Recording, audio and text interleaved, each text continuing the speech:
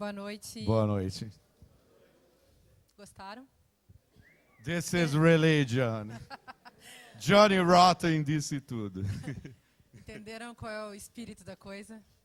Então, estava aqui combinando com o Kid Vinil, nosso super convidado de hoje. Estou muito feliz que ele tenha aceito o nosso convite, bacaníssimo, para estar aqui hoje e conversar sobre punk. E a nossa conversa vai ser sobre punk, e não uma conversa punk. Assim, até pode ser que aconteça uma conversa punk, mas, assim, vamos ter cuidado. Vamos ter cuidado, porque no nosso último dia, que era o último encontro, que foi com Legião Urbana, a coisa, assim, subiu, né? Os ânimos, as emoções invadiram a racionalidade, foi forte, foi bacana. Mas hoje é mais perigoso ainda, porque, em geral, quando a gente toca no assunto, a emoção também pode surgir, né? A emoção punk. E por isso mesmo que eu vim vestida de vovó, 1930, para dar um clima... Verdade, é verdade. E eu de avô do punk, né? Para dar um clima, assim, a gente está falando de fora, assim, como pessoas já crescidas, que já passaram por um monte de coisas. Mas, enfim, para a gente não perder o nosso tempo, só queria dar um toque sobre o sentido desse encontro. Queria saber quem é que já veio nos outros encontros, poderia levantar a mão?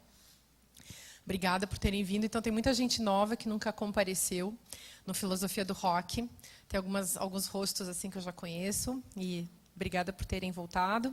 E a ideia do Filosofia do Rock é uma ideia bastante punk, num certo sentido. Para o mundo da filosofia, é uma ideia muito punk, porque é uma ideia herege, uma ideia provocativa, uma ideia que exige um tanto de invenção, ou seja, de faça você mesmo do seu jeito, do jeito que você acha legal. E de jeito nenhum a gente quer, com esses encontros, buscar aquelas exegeses, tipo, a filosofia explica o rock, ou então vamos tentar entender o rock usando a filosofia. Não é bem para isso, é mais para a gente poder conversar sobre pensadores e, enfim, movimentos, ou roqueiros, ou bandas que nos interessam e que a gente vê que eles têm alguma afinidade. E mesmo quando eles não têm alguma afinidade, a gente constrói essa afinidade, aí fica mais interessante ainda. Então, hoje a gente reuniu assim, a ideia de discutir niilismo, o que pode ser niilismo na filosofia, mas, sobretudo, a partir da crítica que o Nietzsche fez ao niilismo e o que pode ser niilismo dentro da filosofia de Nietzsche. E Nietzsche, como vocês sabem, é um pensador que morreu em 1900 e que teve, assim, provocou muito, causou, enfim, muita mudança, muita diferença na filosofia do século XX. Muito do que a gente pensa se deve a muita coisa que ele pensou, enfim, enquanto estava louco, enquanto estava preso, enquanto estava sofrendo dentro de casa, não sofrendo com o Estado, pura e simplesmente, mas sofrendo com sua própria família. Então, é um cara assim que, enfim, quem é simplesmente um burguês, ou seja, a pessoa mais medíocre do mundo, já entende do que ele está falando. E a nossa ideia então era juntar isso pensando o punk. E o punk dentro da história do rock como assim como o rock é um grande fenômeno cultural, e é isso que a gente tem abordado, fenômeno cultural, fenômeno antropológico, fenômeno simbólico, fenômeno de linguagem, também fenômeno musical, mas a questão musical está dentro, não é a única questão, mas é também uma delas. E pensar o punk dentro do rock como o rock do rock, né, como a inversão de todos os valores do rock, uma tentativa de levar o rock até as últimas consequências. E isso acho que casa muito bem com as histórias da filosofia do Nietzsche. Bom, eu não vou me estender assim num primeiro momento para já colocar essas questões, porque a nossa ideia é fazer um bate-papo muito livre, não é fazer uma exposição acadêmica e cheia de notas de rodapé sobre a relação entre esses dois universos. E eu estou muito feliz de ter o Kid Vinil aqui e quero perguntar para ele por onde que ele quer começar. A gente está aparecendo ali. Que engraçado, né? Tem o pessoal que está no Twitter. Ei, gente do Twitter, sejam felizes hoje aí assistindo a gente. Tinha esquecido que tinha essa galera também. Ei, Kid, conta pra gente, então, por onde que você está pensando essa história? Quando eu estava me preparando, inclusive, para hoje, né, ontem me veio à cabeça essa música do Peu, que era a segunda banda do Johnny Rotten depois dos Sex Pistols. E a música que vocês viram ali, a letra, totalmente anti-religião, que era uma das coisas assim a ser discutidas aí. Nietzsche também era o anti-religião total. E no punk tem muito disso. Aliás, esse segundo texto é bem legal, do Johnny Rotten, do Sex Pistols. Na Anarchy in the UK, ele começa: I am an antichrist, I am an anarchist, don't know what I want, but I know what I get.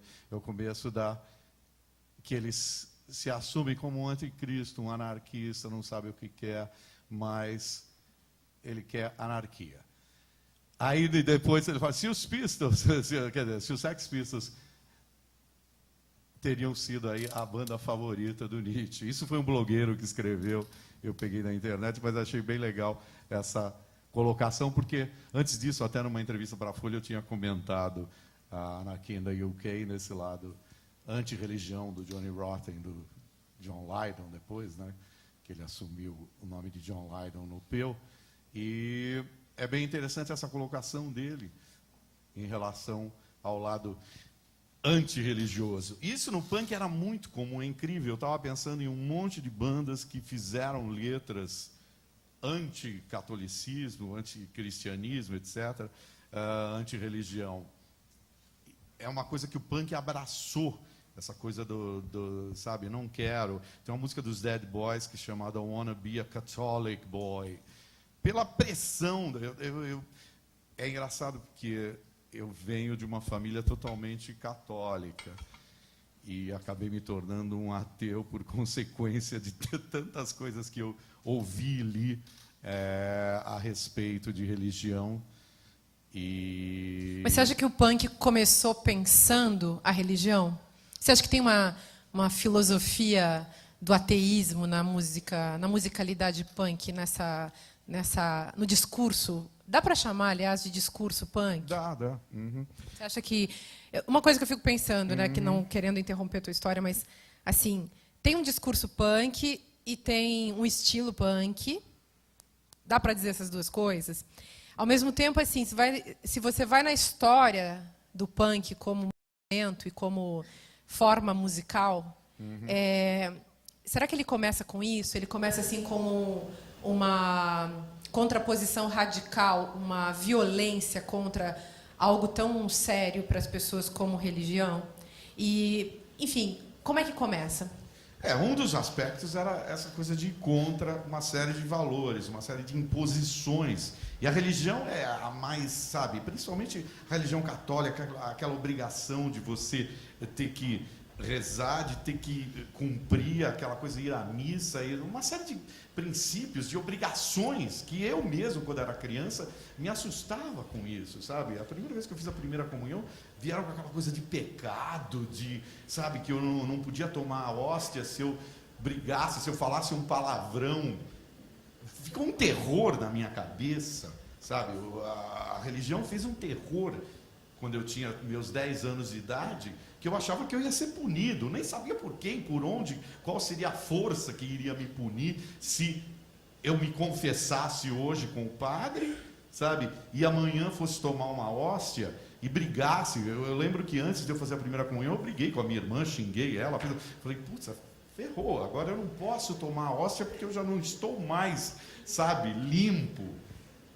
E aquilo ficou um fantasma na minha cabeça. Ir à missa era terrível. Isso para toda aquela geração, principalmente essa geração inglesa, que, como eu falei, a gente estava comentando em off, classe trabalhadora. O punk começou de uma classe trabalhadora, sabe? Uma coisa de pessoas que tinham que colocar para fora, de expressar um momento, uma situação difícil na Inglaterra, que era Maggie Thatcher, o thatcherismo, o desemprego, todo um problema, aquela monarquia pomposa e o povo, sabe, a classe operária quase passando fome, né, de certa forma, porque a Maggie Thatcher tinha um regime terrível, a Dama de Ferro, e aquilo acabou gerando um conflito, principalmente nessa classe operária, que chegou até a classe média, isso, afetou até a classe média, porque os caras do The Clash vinham da classe média, e mesmo assim eles acabaram absorvendo todos os problemas da Inglaterra naquele momento, né? Então, aquilo gerou um movimento, né? Um primeiro momento, não só em relação a essa imposição da religião, que também como me incomodou quando eu era criança, sabe? Como me incomodou quase que a vida toda, sabe? Aquela coisa de ser punido por uma força sobrenatural, alguma coisa assim. E faz uma super lógica, né? O sujeito é um trabalhador que tem que se contentar em ganhar um salário execrável, repugnante, como hoje em dia, aliás, é como a gente ainda vive. E aí, claro que você tem que oferecer ao povo, ao mesmo tempo, algo que faça com que ele se autocontente naquele lugar onde ele está, ou seja, oferece-se a religião. Pode-se oferecer também televisão. Mas, quer dizer, pode-se oferecer todo tipo de lixo que venha convencer... Lixo ou até coisas que não sejam tão lixo, mas algo que venha convencer o sujeito de que ele está num bom lugar. Você falou no... Põe o próximo texto, a gente vai voltar no passado e tem uma letra do John Lennon que explica tudo isso. Deus é um conceito que a gente mede a nossa dor, sabe? A gente usa aquilo, sabe? É um motivo, sabe? E aí ele vem com... Ele não acredita... Isso ele falou no começo de 1970, 71. Ele atirou contra tudo. Né? Sabe? Ele coloca Hitler, Kennedy, tarô, I Ching, mágica, Buda, Deus, Elvis... Sabe? Gita, yoga... Ele não acredita. Zimmerman. Elvis, Zimmerman, até no Bob Dylan, coitado. Nos Beatles. Mas... Ele atirou, ele saiu atirando contra tudo. Essa letra, quando eu vi a primeira vez, eu tomei um susto. Eu falei, não, eu não quero ouvir isso, não. Eu fiquei assustado com isso. Eu falei, meu Deus do céu. É a total antifetichização, na verdade, né? Mas totalmente nietzschiano também. Também. Então, deixa eu falar um negócio, já que você está falando nisso. Deixa eu falar do livro do Anticristo. Vocês já leram? O Nietzsche foi um cara que escreveu umas coisas assim, punks, totalmente, absolutamente punks. O Anticristo talvez seja o livro mais punk que Nietzsche escreveu. Todos os livros dele são, como, por exemplo, Crepúsculo dos Ídolos, que também é um prenúncio do Anticristo. É um livro cujo subtítulo é A Filosofia a Golpes de Martelo, ou seja, é uma filosofia da destruição. É uma filosofia da crítica, doa a quem doer. E um dos principais ataques desferidos pelo Nietzsche contra a cultura foi justamente esse contra a religião, porque a religião, no século XIX, ela era, assim, enfim, o que dava base à sociedade, era um tipo de discurso que implicava também a prática das pessoas. E tinha um outro filósofo, aliás, vários filósofos que não gostavam da religião, e Marx, que também é uma figura muito importante, que morre ali em 1880 e tantos, ele falava que a religião era o ópio do povo, e outros caras também daquele período falavam isso. Mas Nietzsche foi muito radical, porque você sabe o que é o anticristo? Marx nunca teve essa ideia de dizer assim isso com todas essas letras. Inclusive, se vocês pegam a tradução... eu não trouxe o meu anticristo, acho que foi um ato falho. Mas essa editora Guimarães, por exemplo, tem uma edição do anticristo que falta uma frase.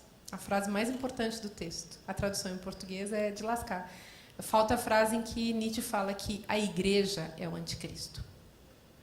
Então, é punk mesmo. Quem é o anticristo? A igreja. Ele até fala que ele é o Cristo, porque sacrificado é ele. Só ele sabe onde ele foi sacrificado.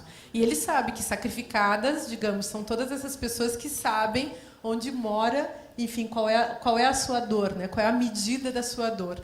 E isso pertence ao indivíduo. O sofrimento de cada um pertence absolutamente a si mesmo, mas ele é provocado por uma sociedade cheia de erros. E o mal da religião estaria justamente em administrar de modo manipulatório a fé das pessoas, do mesmo jeito que o capitalismo manipula o trabalho das pessoas, a força de trabalho das pessoas, e anulando a força de trabalho das pessoas para fazerem outras coisas criativas a favor de si mesmas, a partir do uso também do tempo, acaba com o indivíduo, né? Então, a religião e o capitalismo estariam completamente sincronizados nesse sentido. E a propaganda do nosso tempo também. Inclusive, para Marx, o capitalismo seria um tipo de religião. Para Nietzsche, a moral e, enfim, o jeito como as pessoas vivem é que seria a religião. E o anticristo nada mais seria do que toda essa tentativa de administrar o sofrimento do outro que é produzido por uma instituição que é a igreja.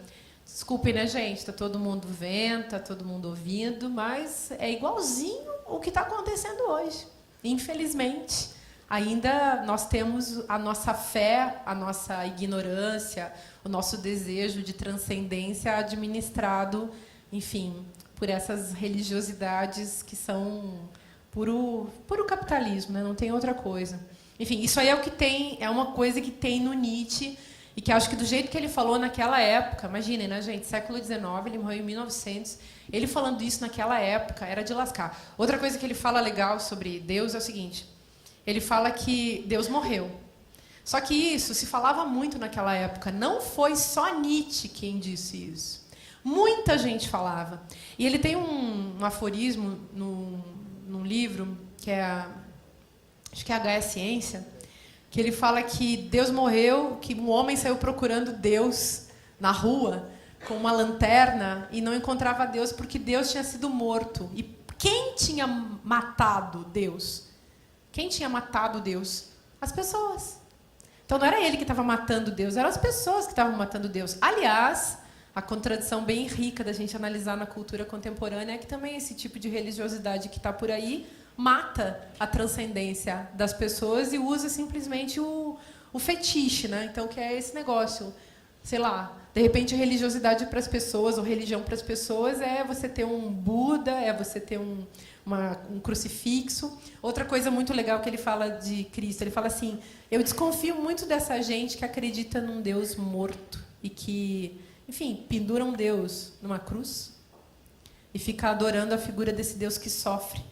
E aí a conclusão que a gente tem que tirar é assim, se a gente tem coragem, se os cristãos têm coragem de ver o Deus deles sofrendo e colocarem o Deus deles nessa forma de representação, o que será que eles não são capazes de fazer com as meras pessoas? Não é? Já pensou se você trata mal o seu próprio Deus e o seu coitado do seu próximo e aquele que está ali do lado? Então, vão se ligar, né? Enfim, era uma mensagem punk essa, não era? Não era meio assim que os caras pensavam? Com certeza. Bom, inclusive nessa letra o John usa a famosa frase, né? The dream is over. O sonho acabou. Queria mostrar mais uma outra letra do John, apesar da relação com o punk. Essa letra foi gravada até pelo Generation X, que era uma banda de punk. Chama Give Me Some True. Que também tem muito a ver com a coisa do cara. Aí já não necessariamente a coisa religião, mas uma coisa de verdades, que o cara ele quer um pouco de verdade, porque ele está cansado de ouvir pessoas hipócritas, sabe, de gente empurrando coisas goela abaixo, que também tem totalmente a ver com Nietzsche, essa coisa do... Sabe, e o lance é, eu quero verdade, sabe, tem uma parte ali que ele fala money for dope, money for rope, que é o que acontece mesmo, né? Dinheiro corrompe toda essa... meio que uma história de comportamento e de o cara também indo contra, sabe, toda essa esquizofrenia, egocentrismo, paranoia, prima donnas. E tem uns trechos incríveis nessa letra. Você acha que o John Lennon era pré-punk? No início da carreira dele, ele tinha muito disso. Esse foi no primeiro disco dele. Ele contestou muita coisa, ele estava muito, sabe, revoltado. E que tem a ver com a revolta do punk, né? Por isso que muitos punks até tocavam essa música do John, Give Me Some True. Era uma música que a maioria das bandas punks tocavam pela mensagem, né? Pela letra urgente, tipo, sabe, eu tô cansado de nego falando merda na minha cabeça, eu quero verdade, eu quero as coisas claras, quero evidência dos fatos. E você acha que eles estavam falando a verdade? Você acha que os punks conseguiram atingir alguma verdade? Olha, eu considero o punk o último grande movimento musical e até, sabe, em termos de letras, de uma mensagem. Mas, claro, tudo é absorvido pela mídia. Eu até comentei isso numa entrevista da Folha. Depois, hoje não existe mais. O punk era um movimento durante 1977, que durou de 76, 77. Em 1978 já não era mais. Já era um gênero musical absorvido pela mídia. Mas enquanto ele foi punk nesse período, muita coisa pode ser aproveitada, sabe? Até hoje é referência para muitas novas bandas, sabe? Mesmo bandas que querem usar a bandeira, sabe? A gente estava comentando do Rage Against the Machine, sabe? Que usa uma bandeira de protesto, de, sabe, de repente ser ativista em alguma causa importante, como o vocalista do Rage Against the Machine. O próprio rap, o hip hop, no começo, o Public Enemy, no começo, tinha um discurso pesado, revoltado, que era meio que derivado do punk, ou influenciado pela própria atitude do punk. O punk trouxe isso, né? A atitude, a forma de contestar uma série de problemas que aconteciam naquele período, né? Que foi complicado. Depois as coisas começaram a se resolver, de certa forma, não que tudo esteja resolvido, sabe? Tem uma série de problemas rolando por aí, mas aquele momento, principalmente, não só lá fora, mas até aqui no Brasil, sabe? Se a gente comparar a nossa situação, as primeiras bandas de punk tipo Cólera, Olho Seco, Inocentes, nós tínhamos pós-ditadura, um governo militar, censura, repressão, sabe? Os Inocentes têm uma letra chamada Garotos do Subúrbio, que eles falam sobre o medo causado pela repressão no garoto do subúrbio. E aí, no refrão, ele fala: garoto do subúrbio, você, sabe, tem que sobreviver, tem que resistir, sabe? Ele, de certa forma, dava uma chacoalhada no garoto, dizer: meu, você não pode desistir de viver. Mesmo que esse país está nessa situação como estava, sabe? A maioria das letras dessas bandas na época partiam para isso também, para dar uma cara do que era a situação naquele momento e contestar aquele momento. Mas é que aqui talvez a coisa fosse até mais revoltada do que lá fora, sabe? As pessoas, o punk aqui, uma vez o Chico disse que esse punk era sinônimo, sabe, de miséria, fome, tudo que tem de desgraça no mundo. O Brasil era a vanguarda do movimento. Porque naquela época era isso, era uma desgraceira total. E essas bandas, tipo Cólera, o começo dos Inocentes, Olho Seco, sabe, eram bandas que também não conseguiram muito. Depois os Inocentes conseguiram até assinar com uma grande gravadora e conseguiram uma... Mas eles retratavam aquele momento, sabe? E aí tinham brigas, tinha uma série de... Eles iam em algum lugar, claro, eles iam todo mundo se dando bem. Eu lembro que uma vez fizeram uma festa no Sesc, chamava o Começo do Fim do Mundo. Aquilo terminou em tiroteio quase, entre polícia. Era muita repressão. Mas você disse que o punk durou um ano. 77 foi o ano do punk.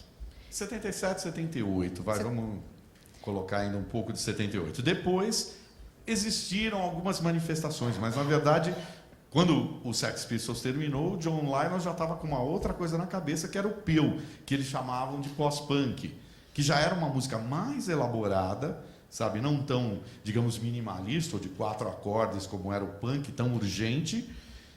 E já se trabalhava mais, eles já pensavam em trabalhar coisa mais musicalmente. Mas o Johnny Rotten sempre teve uma coisa legal com as letras, ele sempre escreveu muito bem. Então ele sempre teve essa preocupação de ter um discurso interessante com as letras, com a música que ele estava fazendo naquele momento, né? Então o pós-punk veio Joy Division, vieram outras bandas que já tinham um comportamento diferente daquela urgência do punk, daquela revolta, né, daquele momento do punk, né? Então essas bandas já tinham uma preocupação musical, uma preocupação até literária, mas não a porrada inicial do punk, sabe? Eu sou contra, eu odeio, sabe? Todas aquelas frases de efeito. E essa frase de efeito, que é a mais conhecida da história do punk, é o do it yourself, faça você mesmo. De onde que vem isso? Porque isso durou... eu acho que é isso que tem a ver com o que você disse que durou pouco, né? Porque durou pouco, logo virou indústria. Depois saiu o artesanato e entrou a indústria, não foi isso? Exatamente. Esse termo do it yourself foi criado pelas gravadoras independentes inglesas. Porque o punk, a princípio, ele não era aceito em nenhuma gravadora. Porque o que acontecia naquele momento? Era meados para o final dos anos 70, as grandes bandas estavam virando tudo mega. Então, o Pink Floyd tocava em estádios para 500 mil pessoas, tinha uma produção mega, tudo muito caro, muito rico, os caras estavam milionários, nadando na grana. Enquanto isso, a classe operária inglesa se ferrando lá, sem emprego, quase passando fome. E a garotada queria, de certa forma, colocar alguma coisa para fora, colocar essa revolta para fora. Eles falaram, não, agora é o nosso momento, sabe? Nós vamos nos vestir como nós andamos na rua, calça rasgada, jeans rasgado, um tênis todo fodido, sabe? Vamos criar o nosso guarda-roupa, alfinete, as coisas que as pessoas odeiam, porque aqueles caras que estão lá no palco grande, que são os megastars, eles usam aquelas roupas caras, sabe? Aquelas roupas de cetim, sei lá o quê, aquelas roupas da década de 70 que eram caríssimas. E no caso eles não, era a roupa mais barata, mais fuleira. Isso agredia, sabe? O Sex Pistols até cometeu um erro, de certa forma, mas para chocar as pessoas, usar as suásticas. Nenhum deles era neonazista. Mas a suástica acabou virando uma forma de agredir aquela sociedade, sabe, careta, ou sei lá, dentro daquele sistema, sabe, todo mundo achando que estava nadando no dinheiro. Você falou, não, vamos agredir esses caras. Visualmente era uma agressão, sabe, o fato de usar a suástica. Não o fato deles se assumirem como neonazistas, mas uma suástica aqui no peito já era uma agressão, claro, sabe? Então não era só o alfinete, aquelas coisas escrotas que eles usavam, não? As roupas que eles pegavam num brechó, sabe? Não era de boutique, não era da boutique da Westwood. Não era, a princípio, depois foi absorvida. A Vivienne Westwood acabou criando uma moda e acabou sendo absorvida pelo sistema. Mas, a princípio, era aquilo ali. Nós vamos vencer do jeito que nós somos. E era uma coisa de gente jovem, óbvio. Exatamente. Como toda a história do rock, né? Depois... Garotada que não podia comprar uma roupa cara em boutique, não podia ir a um show caríssimo, então ia no show, no barzinho da esquina da casa dele, onde tocava um monte de neguinho amigo dele, que não sabia mal e porcamente tocava, mas que estava ali no cara a cara, sabe? A música era o cara a cara. Como o rock and roll era no começo, era cara a cara, mas aí foi virando uma indústria. E naquele momento ninguém mais aguentava essa indústria, sabe? Porque era para poucas pessoas. Alguns roqueiros eram milionários e os coitados lá na periferia se ferrando. Eles falaram, não, vamos criar a nossa linguagem, sabe? Vamos pensar em sermos nós mesmos, sabe? Não vamos ir no rebanho, sabe? Como o próprio Nietzsche falava, não vai na onda, sabe? Não, deixa, eu não quero ouvir nada, eu não quero saber de nada do que eles querem me contar. Eu vou criar o meu próprio movimento, fazer a minha própria música. Foi isso. Foi uma forma de expressão, sabe? De uma revolta mesmo, de uma coisa que estava presa dentro dessas pessoas, sabe? Deixa eu pegar por essa história da revolta aí, porque eu queria falar umas coisas do Nietzsche, que você está levantando tantas questões que acho que cabe a gente trazer aqui. Eu acho que o Nietzsche era muito punk e não sabia. Inclusive, exatamente, essa coisa de não ir pelo rebanho. Era o que os caras falavam, eu não quero ouvir o que você está me falando, eu não estou afim, sabe, que você me dê ordens, sabe? Eu devo fazer isso, eu devo fazer aquilo. Não, eu vou fazer aquilo que eu acho que eu devo fazer. Eu vou tomar a direção que eu acho que eu devo tomar. Então, e isso é uma regra, praticamente, se é que dá para falar em regra num contexto de anarquia, porque o punk visava, enquanto movimento sempre visou a anarquia, ou seja, um tipo de ausência de governo. Não é ausência de governo, é desobediência, né, gente? Essa coisa de ninguém me regula, eu sou dono da minha própria liberdade e eu tenho bom senso, eu sei lidar com essa vida, eu sei construir um mundo bacana, independente dos donos do poder.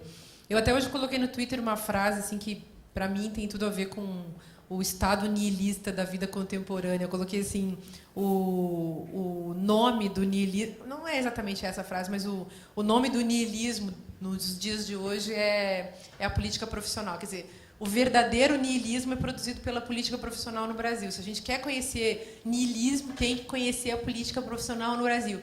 E eu acho que é de repente contra a política profissional, mas não assim só na base da xingação, né?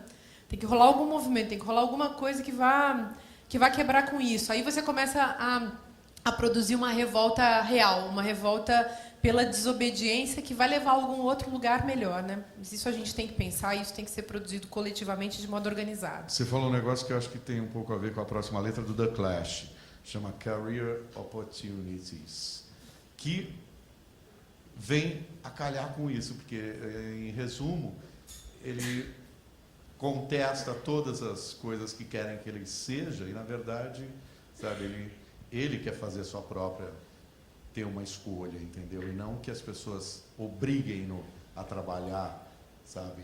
Então, e juntando para certas instituições, para, sabe? Então, é uma revolta, digamos, o movimento foi uma revolta, uma letra como essa e tantas outras também vem trazer em cena, colocar em cena essa desobediência que marca um lugar de revolta e que talvez, num certo momento, pudesse marcar também um lugar de revolução. Revolução seria algo mais profundo do que uma revolta. Digamos, a revolta é armada, a revolução pode ser sem armas, e por aí vai. Mas eu fico pensando no Nietzsche nessa história toda da revolta, porque ele fez filosofia bem como um punk faria o seu pensamento. Eu estava lendo um livro muito bacana de um cara chamado Craig O'Hara, que é A Filosofia do Punk. Esse cara é um punk e ele escreve a história dele e a história do punk do ponto de vista dele, contando as histórias dele. E muito assim, eu vou escrever o meu pensamento e ele vai citando, em vez de citar os grandes teóricos, de vez em quando até aparece algum, mas em vez de citar assim, os sociólogos, psicólogos, psicanalistas, filósofos, ele vai citando os fanzines, vai citando as letras de música, vai citando assim, vai construindo para mostrar que há pensamento vivo e consistente na história do punk. Mas o que o Nietzsche fazia na época em que ele viveu e escreveu? Vocês sabem que ele era um doente, né? Senão acho que ele tinha saído para quebrar os santos por aí também.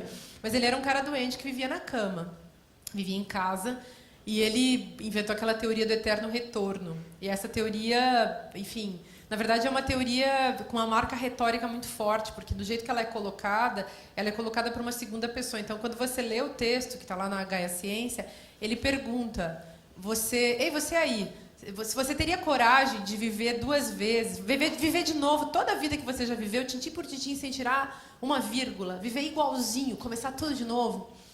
E essa é uma pergunta que um demônio, ele fala assim, se um demônio desse aparecesse na tua frente e te fizesse essa pergunta, como é que você ia responder? E aí a pessoa tem que se virar com essa pergunta. E aí, eu vivia ou não vivia de novo?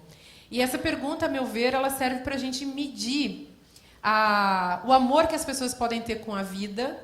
O que é o amor pela vida? Aquilo que ele chama de amor fati, é o amor pelo próprio destino, é amor por aquilo que eu sou e é amor por aquilo que eu me tornei. E é amor pela minha própria experiência. Não é o amor pelo meu currículo, tá? É o amor pela minha experiência, por aquilo que eu pude sentir. E aí, isso é uma coisa que se contrapõe ao que ele acha que é a base da cultura e que estraga tudo. E contra o que realmente a gente tem que armar uma revolta cotidiana. E essa coisa que estraga tudo é o ressentimento. Então, quando o indivíduo diz assim, não, eu não queria viver de jeito nenhum, me poupe desse negócio. 99% das pessoas responde isso, né? Eu não queria, eu mesma. Se tiver reencarnação, eu já estou passando. Dá licença.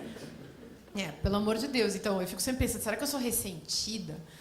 E o que é o ressentimento? O ressentimento é a incapacidade de esquecer. E de onde é que vem? Do negócio que aí é fundamental, que precisa mesmo ser quebrado. Vem da aristocracia, da rainha da Inglaterra. Vem da burguesia, Margaret Thatcher.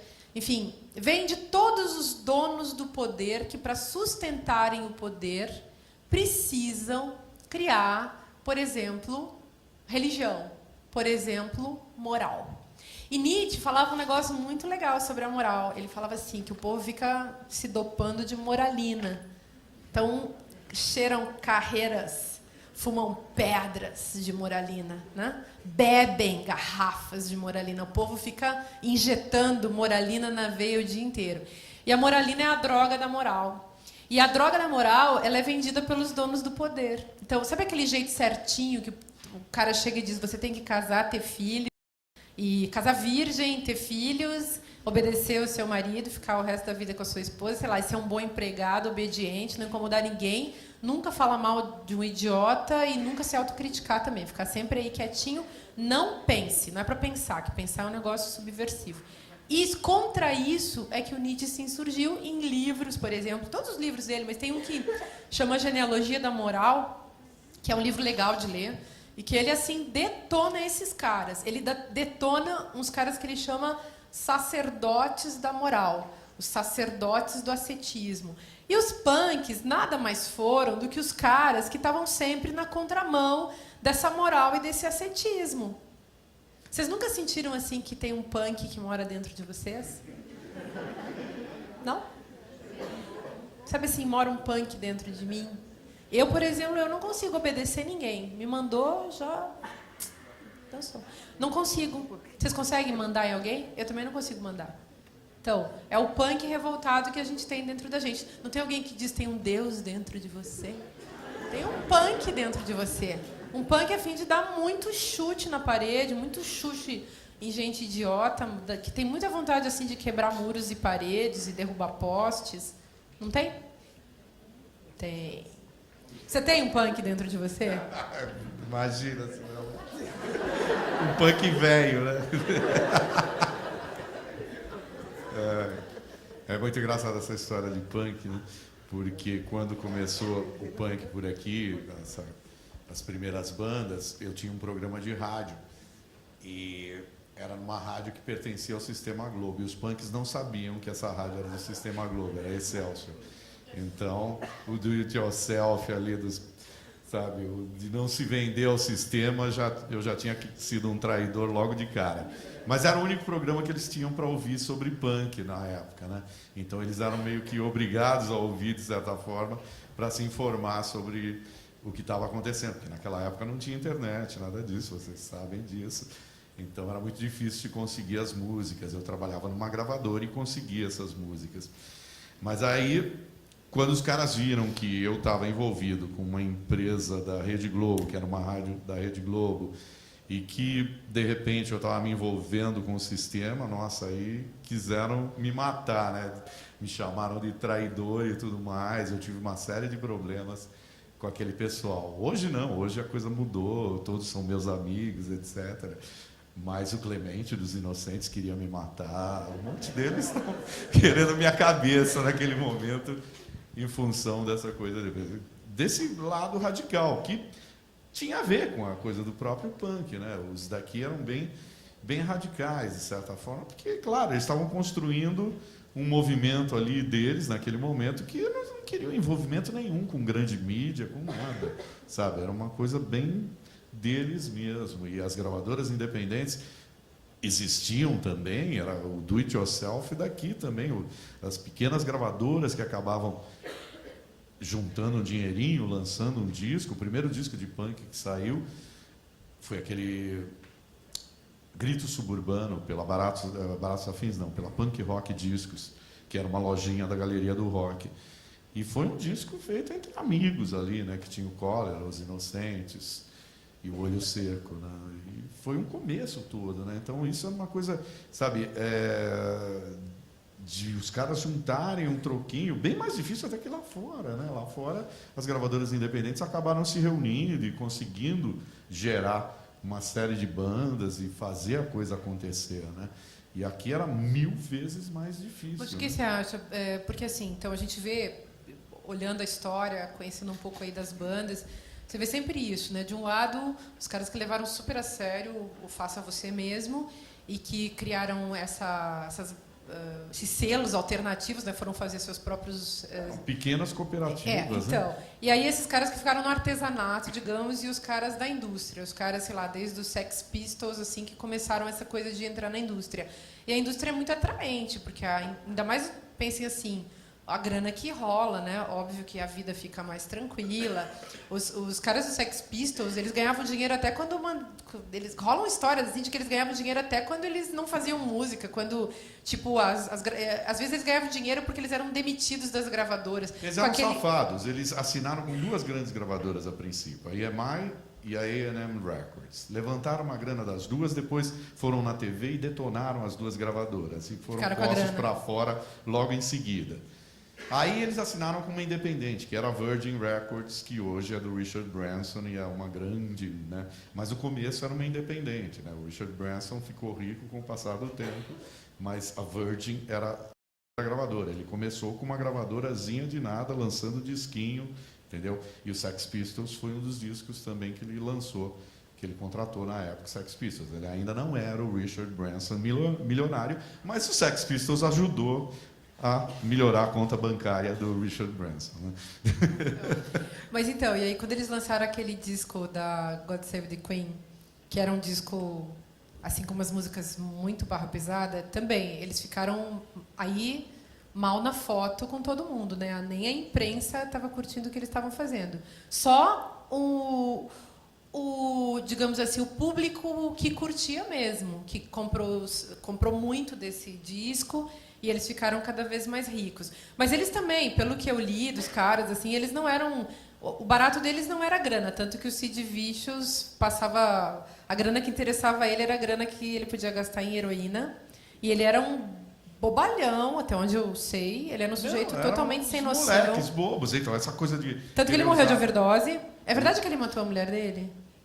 Rola isso. Tudo indica que foi ele o cara assassino. matou a mulher, depois se matou, completamente doido. Quem viu nem o Cid nem sabia o que estava fazendo. Então, uma figura que acabou sendo o cara mais conhecido na história do punk.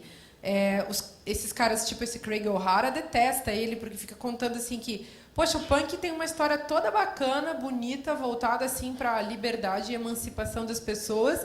E aí o cara mais importante é o cara que é construído pela mídia, inclusive, para ser o cara mais importante, justamente para detonar com o movimento punk. Esse cara tem essa paranoia de que a mídia está sempre construindo uma figura negativa do punk, como se o punk seja movimento, seja o indivíduo que, enfim, faz parte do movimento, que esse indivíduo vive de violência e de que ele está afim só disso.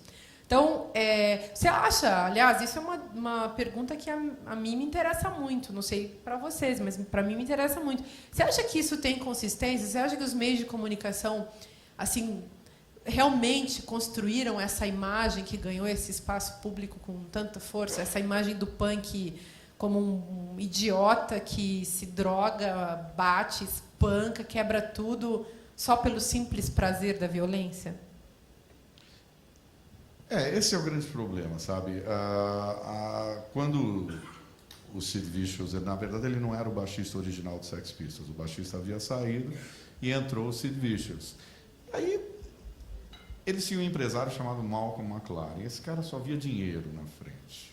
Ele queria faturar em cima de tudo isso. Então, era um empresário espertíssimo. E ele estava a fim de faturar em cima do Sid. Mas o problema era o seguinte, o lema deles era destroy, mas era até destroy yourself, né? Destrua você mesmo. E foi o que aconteceu, sabe? Ao mesmo tempo, enquanto o Malcolm McLaren achava que ele tinha a galinha dos ovos de ouro dele no Sid Vicious, o cara estava cagando para tudo isso e queria morrer, só isso, né? E acabou se matando, sabe? Tem muito disso também. Às vezes tem pessoas que estão cagando para esse sucesso todo. A gente tem um exemplo recente de overdose, Dona Amy Winehouse também é um exemplo disso. Estava cagando para todo aquele sucesso. Então, em dado momento, ela falou, dane-se. Foi o que o Sid Vicious fez. Então, ele não conseguiu construir o ídolo que ele queria e ganhar muito dinheiro. Por outro lado, você estava falando do livro, o lado do punk americano, o punk americano absorveu de uma forma diferente até a coisa dessa superexposição inglesa dos Pistols. Tiveram bandas assim emblemáticas. Eu coloco o Dead Kennedys, até que ele tocou aqui antes de começar. Eu acho que o Dead Kennedys foi uma das bandas mais geniais que teve do lado americano. Uma banda californiana de um cara chamado Jello Biafra. Escreve muito bem, sabe? E conseguiu fazer no próprio nome, Dead Kennedys, sabe? Já começa pelo nome. O nome já era um afronto, aquela coisa de... O que esse maluco está querendo dizer com Dead Kennedy, sabe? Mas era isso, e as letras dele também tinham essa revolta toda essa coisa. Ele discutia os problemas raciais americanos, discutia os problemas, sabe? Ele até se candidatou, chegou até a se candidatar para alguma coisa na Califórnia, prefeito, alguma coisa assim, sabe?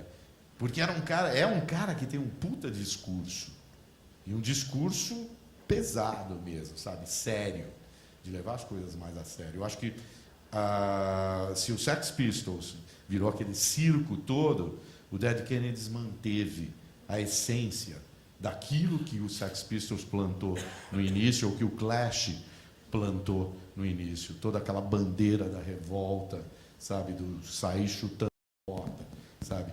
Então, se eu tivesse que colocar talvez uma das bandas mais importantes do punk americano, eu colocaria o Jello Biafra com os Dead Kennedys, porque é o cara mais consciente, sabe, totalmente, sabe, defensor até de todo esse movimento naquela época, e até perdurou pelos anos 80. No início dos 80 ainda era uma banda que tinha força com o público. Depois a banda acabou e ele continuou até em trabalhos paralelos, tal. Ele tem até discos de spoken word, que eles falam, discos dele detonando todo o sistema, descendo o cacete em toda a política americana, etc. Esse cara aí, o O'Hara, ele fala muito isso, né? Que o mais importante, as bandas que funcionaram, que foram legais, foram essas que chocaram muito mais pelas ideias do que simplesmente pelas atitudes ou pela roupa esquisita. Não tinha visual. O punk californiano era o visual como eles andavam na rua. Não tinha essa coisa de, sabe, de punk de boutique, nada disso, sabe? As bandas californianas, principalmente, eram bandas que, do jeito que eles estavam na rua, eles subiam no palco. Isso não era um culto do horror também, não era um culto da feiura e nem um culto da pobreza e da miséria. Era só um não tô nem aí, já que tá todo mundo aí, eu não tô nem aí. Sabem isso? Tem até eu fico pensando, eu andei lendo um outro livro legal, se vocês quiserem ler, que chama Sociedade Excitada, de um cara chamado Christoph Türk. Esse cara fica falando dessa... Aliás, é um livro, o subtítulo é assim, Filosofia da Sensação. E ele fica falando dessa sociedade assim que é hiperestimulada, que só pensa em grandes emoções, uma sociedade vítima das próprias percepções, né? E claro que a gente é vítima da estética também. Então, tudo que a indústria cultural inventa, as pessoas vão consumir. Porque, aliás, se trata justamente disso, você produz alguma coisa para ser consumida. E quando o punk se desveste, que eu acho o lado legal também desse punk mais moderno, o punk que é crítico do crítico, né? Esse que você fala que é o punk americano, né? Que é mais a marca americana, é esse punk, na verdade, desvestido da fantasia, né? Porque a estética punk, ela se tornou tão poderosa que a Vivienne Westwood se transformou, enfim, numa grande estilista que vendia seus vestidos por um preço assim escandaloso, sendo que ela nasceu lá nesse lugar. Ela casada, né, com o McLaren. Porque esse lado do Sex Pistols começou numa lojinha que eles tinham chamada Sex, numa rua de Londres super chique, chamada King's Road. A loja chamava Sex, né? Que já era um escândalo na época, né? E alguns trabalhavam na loja, né? E aí o Malcolm McLaren saiu caçando, vamos formar uma banda, né? Ele formou a banda ali, né? Com os caras que frequentavam a loja, fez uns testes com alguns vocalistas, o Johnny Rotten foi o que mais agradou ele, e a Vivienne Westwood falou, bom, eu vou vestir você. Já que o punk tem suas origens nessa classe operária, você vai se vestir como um operário, um paletó velho, sabe, uma camisa rasgada, alfinete, um lenço velho amarrado na cabeça. Ela criou toda essa estética, né? Então, que depois foi chamada de moda punk, né? Ela quem criou, ela falou, não, a sua camisa vai ser toda rasgada e eu vou meter uns alfinetes aqui, sabe, como um mendigo que está na rua. E é claro que essa roupa, ela era por si mesma uma linguagem. Vocês nunca se vestiram de punk, gente? Eu me lembro quando eu estava na faculdade de filosofia, eu vivia de camiseta. Eu rasgava as camisetas, pintava umas olheiras até aqui embaixo, arrepiava os cabelos, rasgava as meias, usava os coturnos. E eu nem sei de onde que eu tirava isso, porque eu era uma moça do interior. Mas eu tinha uma coisa assim de que aquilo eu queria muito incomodar, porque eu estava muito incomodada. Só que depois eu descobri, acho que os punks todos descobriram isso, sobretudo esses que se desvestiram, descobriram a farsa disso, eu descobri que incomodava muito mais a mim. Porque as pessoas, assim, quando você se veste de um jeito estranho, o povo todo vem questionar. Aliás, se você se veste também de um jeito normal, dependendo do contexto, o povo também vem questionar. É que nem quando você é heterossexual num contexto homo. Pega muito mal. E o contrário também, se você é homo num contexto hétero, é o mais normal de pegar mal. Mas se você é hétero num contexto homo, também pega muito mal. Então, se você está vestido em desacordo, essa é a história. Então, qual é o preço que o indivíduo topa pagar por fazer uma revolta em que ele é a própria bandeira, em que a camiseta que ele está usando é a bandeira, em que, sei lá, uma tatuagem, um cabelo arrepiado, uma calça rasgada é a bandeira. E hoje em dia, isso não é mais bandeira nenhuma, né? Hoje não tem mais como criar bandeira, né? Não tem mais sentido, né? Esse tipo de coisa. Mas um pouco dessa coisa visual também, voltando a esse lado inglês, o inglês sempre foi excêntrico, né? Se você pega os anos 70 também, aquela coisa do glam rock, você vê o David Bowie todo maquiado, com aquelas roupas extravagantes e tudo mais. Isso acabou influenciando até depois essa geração do punk no sentido de ser excêntrico, né? O cabelo colorido, é o que você citou, todas aquelas coisas tinham a ver com aquela excentricidade do povo inglês, né? Acho que já vem da história até, né? Mas você acha que tinha um desejo de fazer choque? Tinha, né? Tinha muito disso também, de chocar e ao mesmo tempo... Acho que vem desde a monarquia, né? Acho que a monarquia também tinha aquelas roupas extravagantes, etc. Acho que faz parte de uma cultura, né? Meio Priscila, rainha do deserto. A gente, porque a aristocracia é cafona pra caramba, né? Não é? Eu acho que a coisa que emocionava também nesses caras é que, assim, quando você se veste de operário e escancara para baixo e brinca com o estilo para baixo, é um tipo de choque.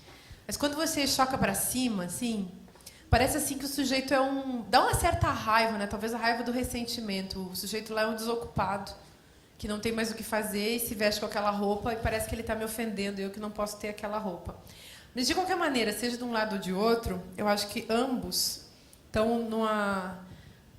todos esses caras que você cita, do Bowie, que eu conheço bem pouco, e todos esses punks radicais, todos estão nessa lógica do ataque, que é a lógica do choque. Então, a ideia de desmantelar a estética pelo choque, porque a estética carrega uma ética, né? Aqui está todo mundo vestidinho, arrumadinho, bacaninha, então fica todo mundo dentro do esquema do rebanho. É tipo, todas as ovelhinhas são brancas. Se aparecer uma ovelhinha fosforescente, vai dar problema, porque o lobo mau vai se ligar na ovelhinha que aparece, não nas ovelhinhas que são iguais umas às outras. Então, é o esquema de proteção das coletividades. O rebanho ele funciona assim, né? Mas o destoar é um jeito de romper com essa estética, é de repente fazer ver. Ninguém via, mas de repente alguma coisa foi vista. Porque nesse esquema em que todo mundo é igual, está todo mundo cego mesmo, né? E aí eu estava falando dessa coisa do choque, e passei o dia aí com um aforismo do Nietzsche que tem nesse livro Humano, Demasiado Humano, que é um aforismo que chama Motivo do Ataque. Motivo do Ataque é super punk. Olha aqui.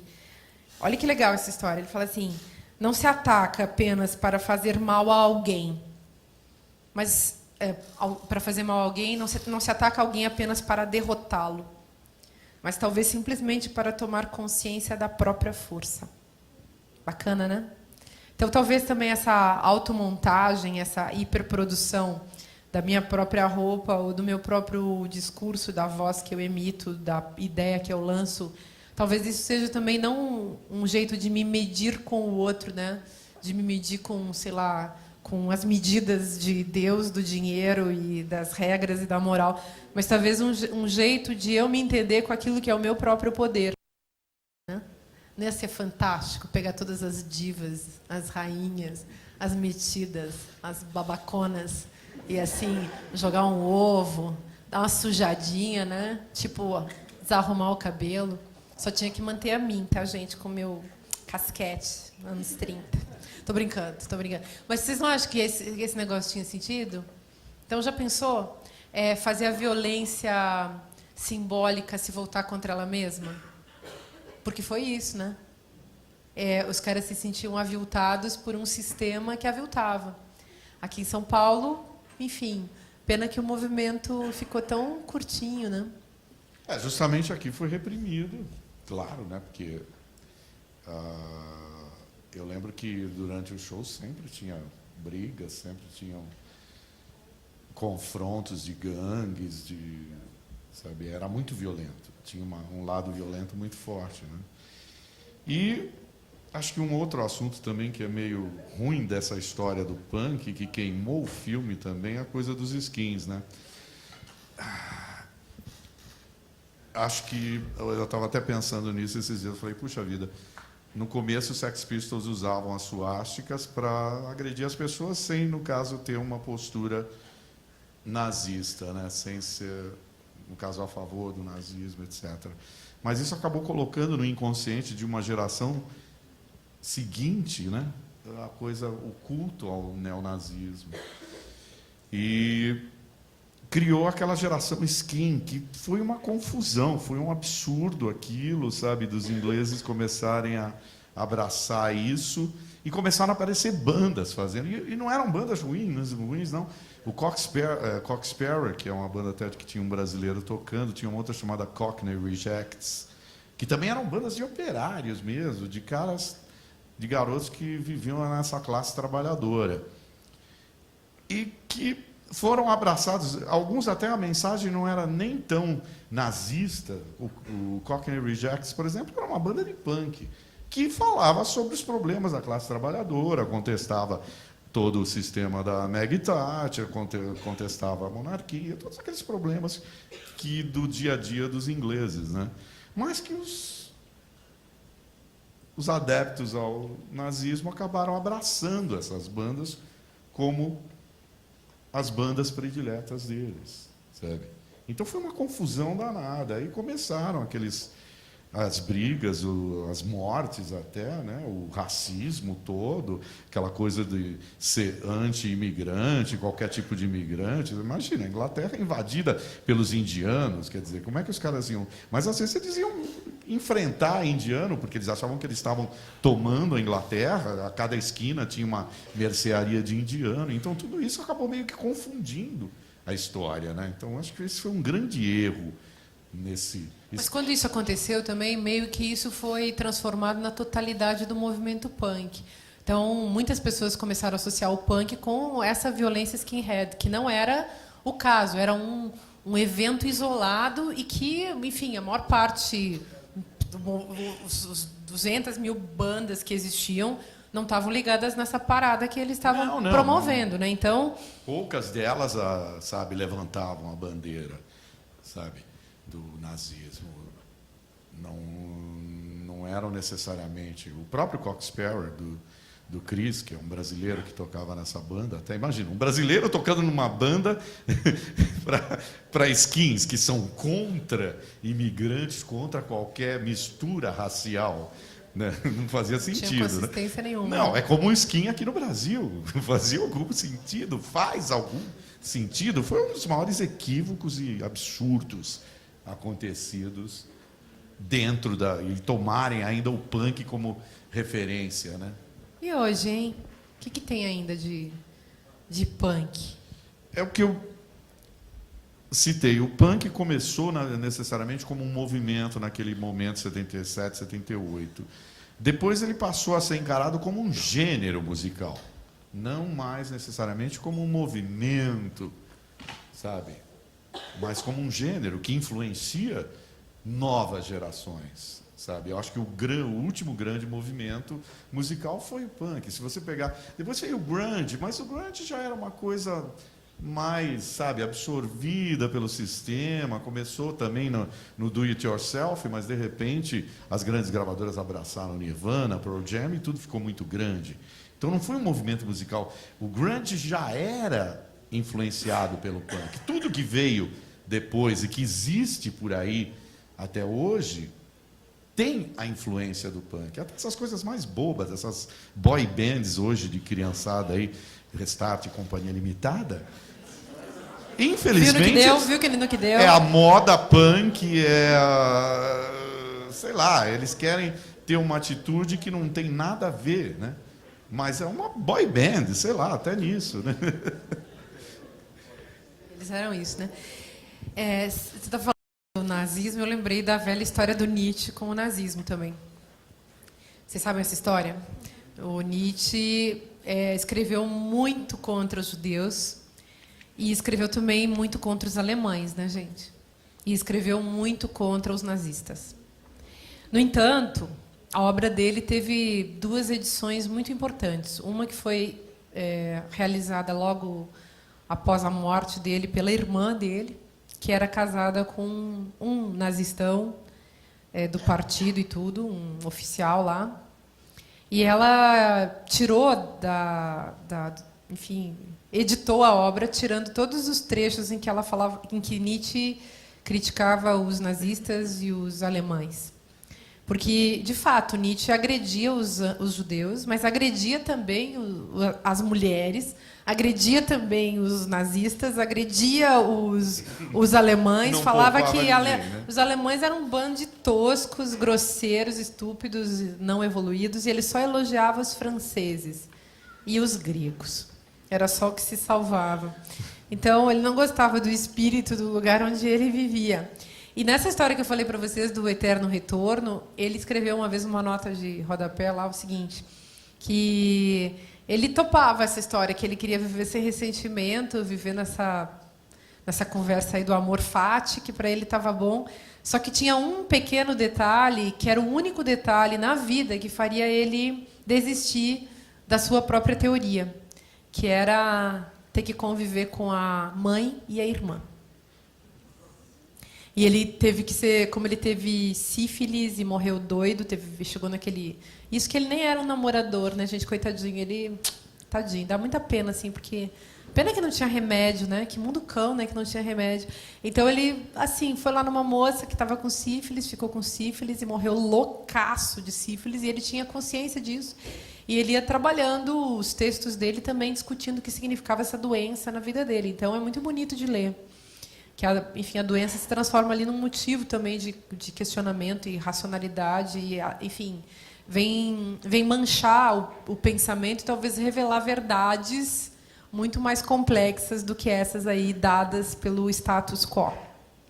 E aí ele fala essa história. Então, depois do nazismo, depois do, enfim, acho que, sei lá, nos anos 50, que se faz uma edição completa, não sei exatamente a data dessa edição completa, mas que se recupera o texto integral e se tira começa a ter uma releitura de Nietzsche, que começa a ver que, na verdade, ele estava criticando tudo e todos, que não sobrava ninguém. Ele criticou todos os filósofos, e ele fez uma filosofia nesse clima faço eu mesmo do meu jeito. E, aliás, todos os grandes filósofos sempre fizeram a sua filosofia do seu jeito, né? Isso é uma coisa assim básica, mas o clima autoritário muitas vezes da formação filosófica das pessoas não permite que elas façam do seu jeito. Eu recomendo que vocês façam do jeito de vocês. Depois a gente se entende ou se desentende, mas pelo menos alguém faz alguma coisa diferente, né? E Nietzsche fez essa coisa muito diferente. Antes da gente passar a palavra para o público, eu queria levantar um aspecto também da obra do Nietzsche, que até foi rememorado ali na entrada da porta pelo Kid, que é um tópico super importante da obra dele, que chama, enfim, que foi elaborado assim na contraposição entre o impulso ou o instinto apolíneo e o instinto ou impulso dionisíaco. Isso é uma elaboração, uma formulação que aparece na obra inicial do Nietzsche, num livro que chama O Nascimento da Tragédia, que foi o primeiro livro importante que ele escreveu. E nesse livro ele constrói então essas 2 figuras, né, falando do Deus que é o Apolo, o Deus que é Dionísio. Apolo, Deus da ordem, Deus da regra, e é o Deus da beleza ao mesmo tempo, Deus da harmonia, né? É o Deus das artes visuais, digamos. Uhum. E é o Deus da beleza.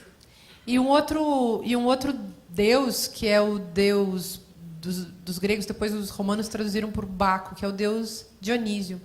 E Dionísio é o Deus da embriaguez, é o Deus da desmedida, é o Deus da desordem, é o Deus do caos. Essa é a relação com o punk também, que é tudo isso. Tinha um cineasta, tem um filme fantástico, eu recomendaria para vocês, o Derek Jarman, é um cineasta inglês. Ele fez um filme chamado Jubileu. E esse filme retrata bem o começo do punk, essa desordem, esse lado dionisíaco total. E é interessante porque ele tomou por base isso. É chocante esse filme, eu recomendo bastante. É Jubileu, do Derek Jarman. E aparecem alguns punks também, algumas bandas da época, meio que retrata aquele começo daquela movimentação toda. Essa formulação eu acho bem bacana mesmo para a gente pensar a cultura, e achei legal quando você fez essa comparação, porque, de fato, né, talvez isso explique porque que, mesmo como movimento de revolta e de quebra-quebra e de, enfim, violência, num certo Aliás, sentido, põe a próxima letra, contra... que eu acho que é um retrato dos dias de hoje até na Inglaterra. Então, o Clash tinha muito de também defender problemas raciais, problemas de revolta, e o White Riot se encaixa bem até para essas brigas, esses riots todos que estão tendo lá com polícia atualmente, enfim, toda a revolta. No final dos anos 70, põe a música aí, essa é a música do Clash.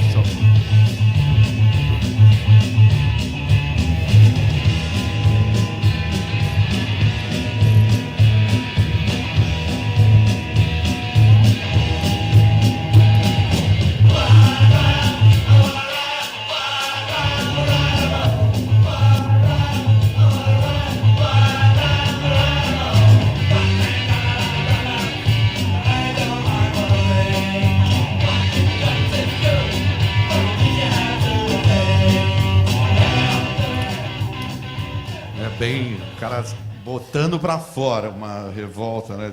E até reconhecendo que os negros também têm todos aqueles... Naquela época, já em Brixton, tinha muita briga de policial dando porrada em negros, tinha muito confronto de negros com a polícia. Brixton, em Londres, é o bairro negro, ao sul de Londres.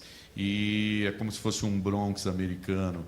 E lá as brigas eram constantes. Eu cheguei a morar ali, tinha às vezes que eles fechavam a estação constantemente, eram tumultos com a polícia, essa coisa de saquear. Isso já acontecia naquela época. Só que agora teve um motivo um pouco mais pesado, que foi a polícia assassinando um cara, né? Então isso acabou criando uma revolta maior ainda contra... exatamente. Foi o negro que eles assassinaram. Então, justamente, foi num táxi, né? E aí... Brixton é o bairro negro lá. Esse é o grande problema. Então já tinham toda essa revolta, né? E o Clash representava muito bem isso nas letras. Eles tinham uma música chamada Guns of Brixton, até Armas de Brixton, que também falava sobre esses conflitos da polícia inglesa com os negros lá de Brixton. Eu não sei, sabe, não dá para dar uma versão exata aí do que está acontecendo, mas a polícia inglesa às vezes acho que age de uma maneira meio estranha, eu não sei exatamente como as coisas estão. A polícia inglesa é nojenta, né? Tanto do brasileiro que morreu, né, que Jean eles mataram Charles, no metrô morto sem no não perguntaram nada e já saíram atirando, né? Eles são uns podrões, filhos da mãe, então, filhos da rainha. Então hoje riot é o que eles chamam dessas brigas, esse quebra-quebra, né? O tumulto, né? O tumulto é legal essa são letra, né? Riots, né? Os caras levantam também esse tumulto que mora em mim. Né? Exatamente, um riot of my own mesmo. Né? O negócio acontece comigo. Então, comigo. Isso aí é o princípio da arte, gente. É o lance do dionisíaco que o Nietzsche está falando. Porque assim, não basta ter técnica. Técnica seria o princípio do Apolíneo. A coisa vai para o lugar. Não basta ter técnica. Tem que ter tormento. Tem que ter, enfim, quando você está vivo, quando você sente assim que você está vivo, você sofre. Você sofre. Se dá conta de si mesmo, sei lá, se dá conta do mundo cretino onde você vive, se dá conta assim das lutas pelo poder, da maldade que existe do poder contra as pessoas, essa cretinice toda, esse cinismo da política contra as pessoas, dos donos do dinheiro, dos donos do poder contra os indivíduos, o abuso, a violência que as instituições também fazem com os indivíduos e que muitas vezes os indivíduos fazem uns com os outros, né?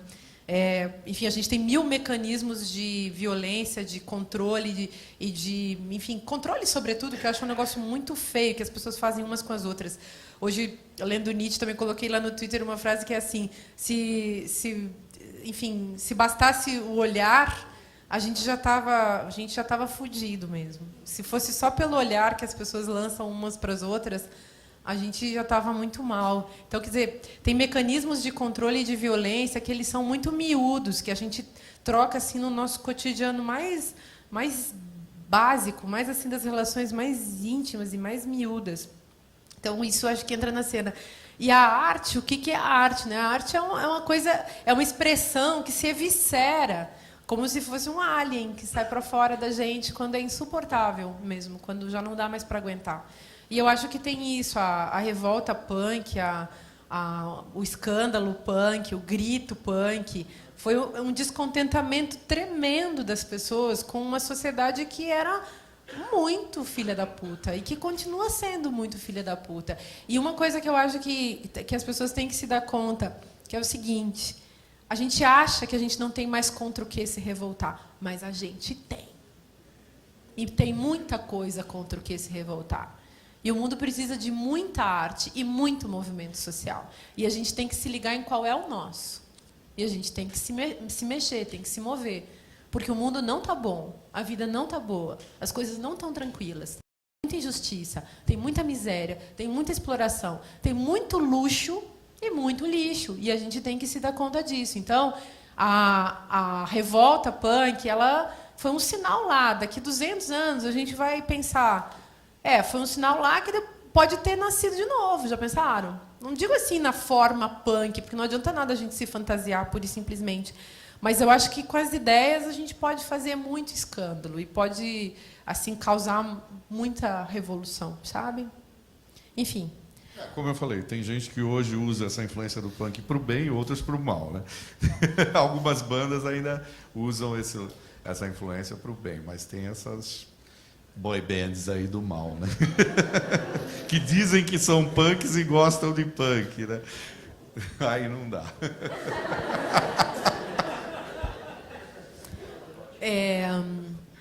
Vamos então conversar? Onde que anda o nosso microfone?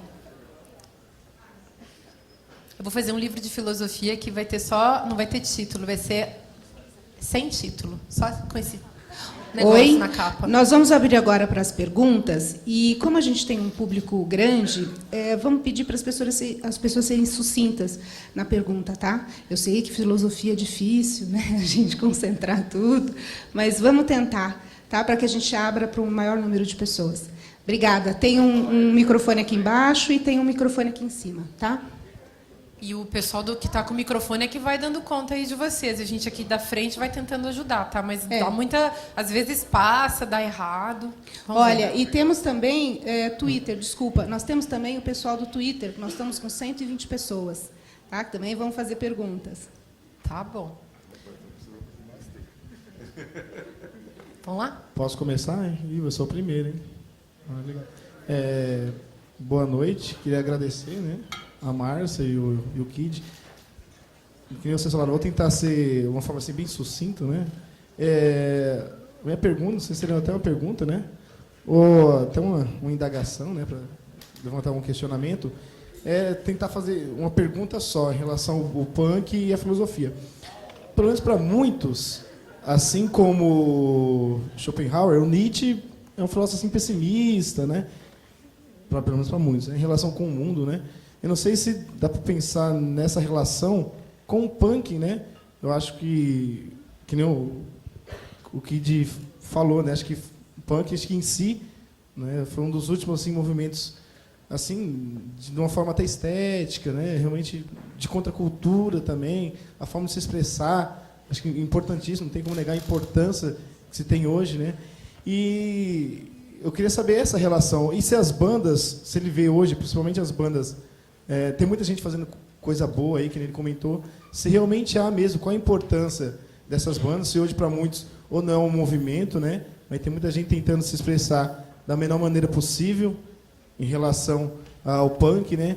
E minha pergunta é nesse sentido, né? Será que realmente dá para pensar, pelo menos para muitos, nesse pessimismo que se fala em relação ao Nietzsche com o punk? Porque quando se falou muito na questão da religião, mas a princípio acho que não é só a religião também como instituição, né? Mas o Estado também. Então eu queria saber essa relação, se dá, né? Para se fazer realmente essa ponte, se há, porque às vezes eu percebo que sei lá, algumas bandas ali da década de 60, aquela questão do psicodelismo, né, de repente se encaixaria mais com essa questão do pessimismo de que o punk, né? Porque o punk é interessante que vem e rompe, né, com tudo isso, né? Quando você tem lá essas bandas, né, Tá. ele mesmo citou Pink Sacamos. Floyd, e Não, vem a o gente punk e sacou. rompe com isso, né? Não, desculpa, a gente sacou mesmo. Você quer responder?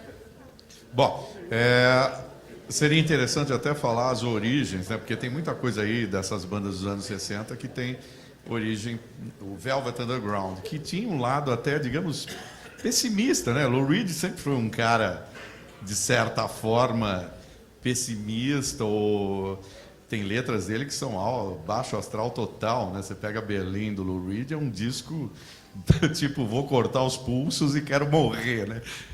Então, essa é uma influência também do punk, né? O Velvet Underground tem a ver, de certa forma, depois tem essa da minha camiseta, MC5, o Iggy Pop com os Stooges, e tem o lado mais festivo do New York Dolls também, que era uma banda mais pro lado glam, né? Então, acho que tem um pouco de cada uma dessas coisas, né? O punk não aconteceu por acaso, ele veio dessas tendências. A própria Patti Smith, que é uma poetisa maravilhosa, que também escreveu coisas, ela lia muito Nietzsche, então tudo que ela fazia era muito inspirado também em Nietzsche. Então era uma influência nessa coisa do punk, né? Então, você falou, a gente comentou esse lado anti-religião também, que o punk abraçou, mas também outras coisas que a gente citou até nas próprias letras do Clash, né, deles contestarem todo um sistema em si, não é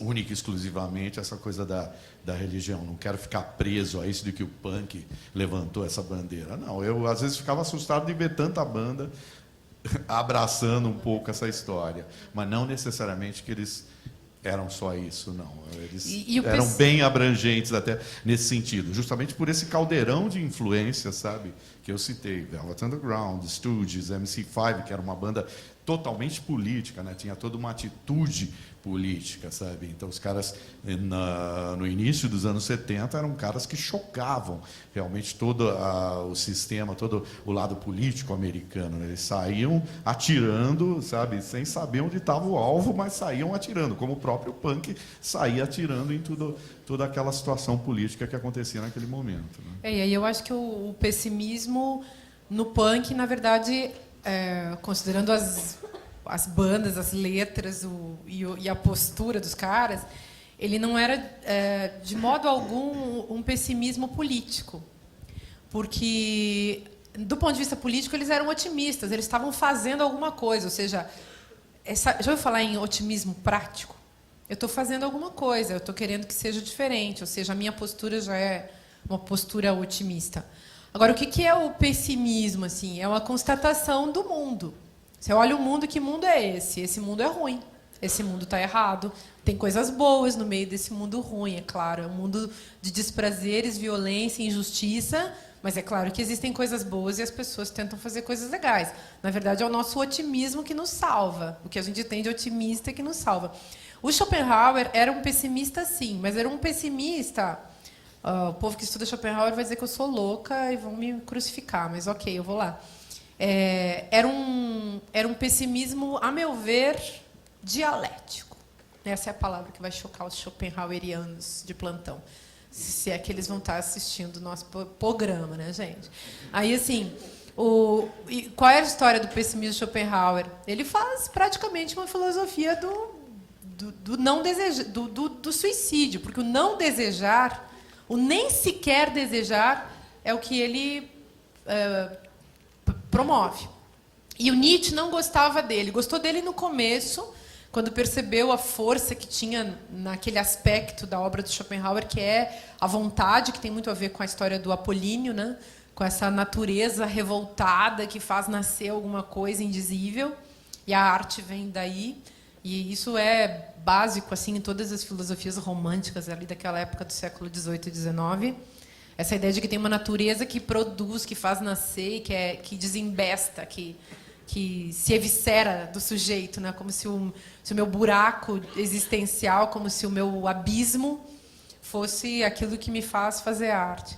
Só que o Nietzsche critica o Schopenhauer quando ele se dá conta que esse pessimismo, aliás, ele é nihilista. Ele não vai para lugar nenhum. Em vez dele ir para a arte, de repente, ele vai para a religião. Em vez dele ir para uma criação, de repente, ele vai para um nolens volens, né? Um nada a desejar. E ele fala, e ele não conjugava a prática com a teoria também, porque ele fala assim, ele ficava fazendo essa filosofia ruim, diz o Nietzsche, essa filosofia nihilista, e depois do almoço ele ficava tocando flauta, tomando uísque, chá, sei lá o quê, ficava na vida muito boa, que ele levava uma vida muito boa. Então, e tudo isso fez, e mais muitos outros motivos, fizeram Nietzsche abandonar o pensamento de Schopenhauer, que o tinha empolgado tanto na juventude. E aí, Nietzsche é um filósofo otimista, gente. Ele é um vitalista, ele é um amante da vida. Apesar de tudo, apesar da vida ser doença, morte, desgraça, e ter que conviver com a mãe e com a irmã, enfim, apesar de tudo isso, viver é fantástico. Poder escrever é uma saúde no meio da doença. Então, ele era um filósofo, nesse sentido, um otimista, um amante da vida possível. Ele que não tinha praticamente prazer nenhum na vida.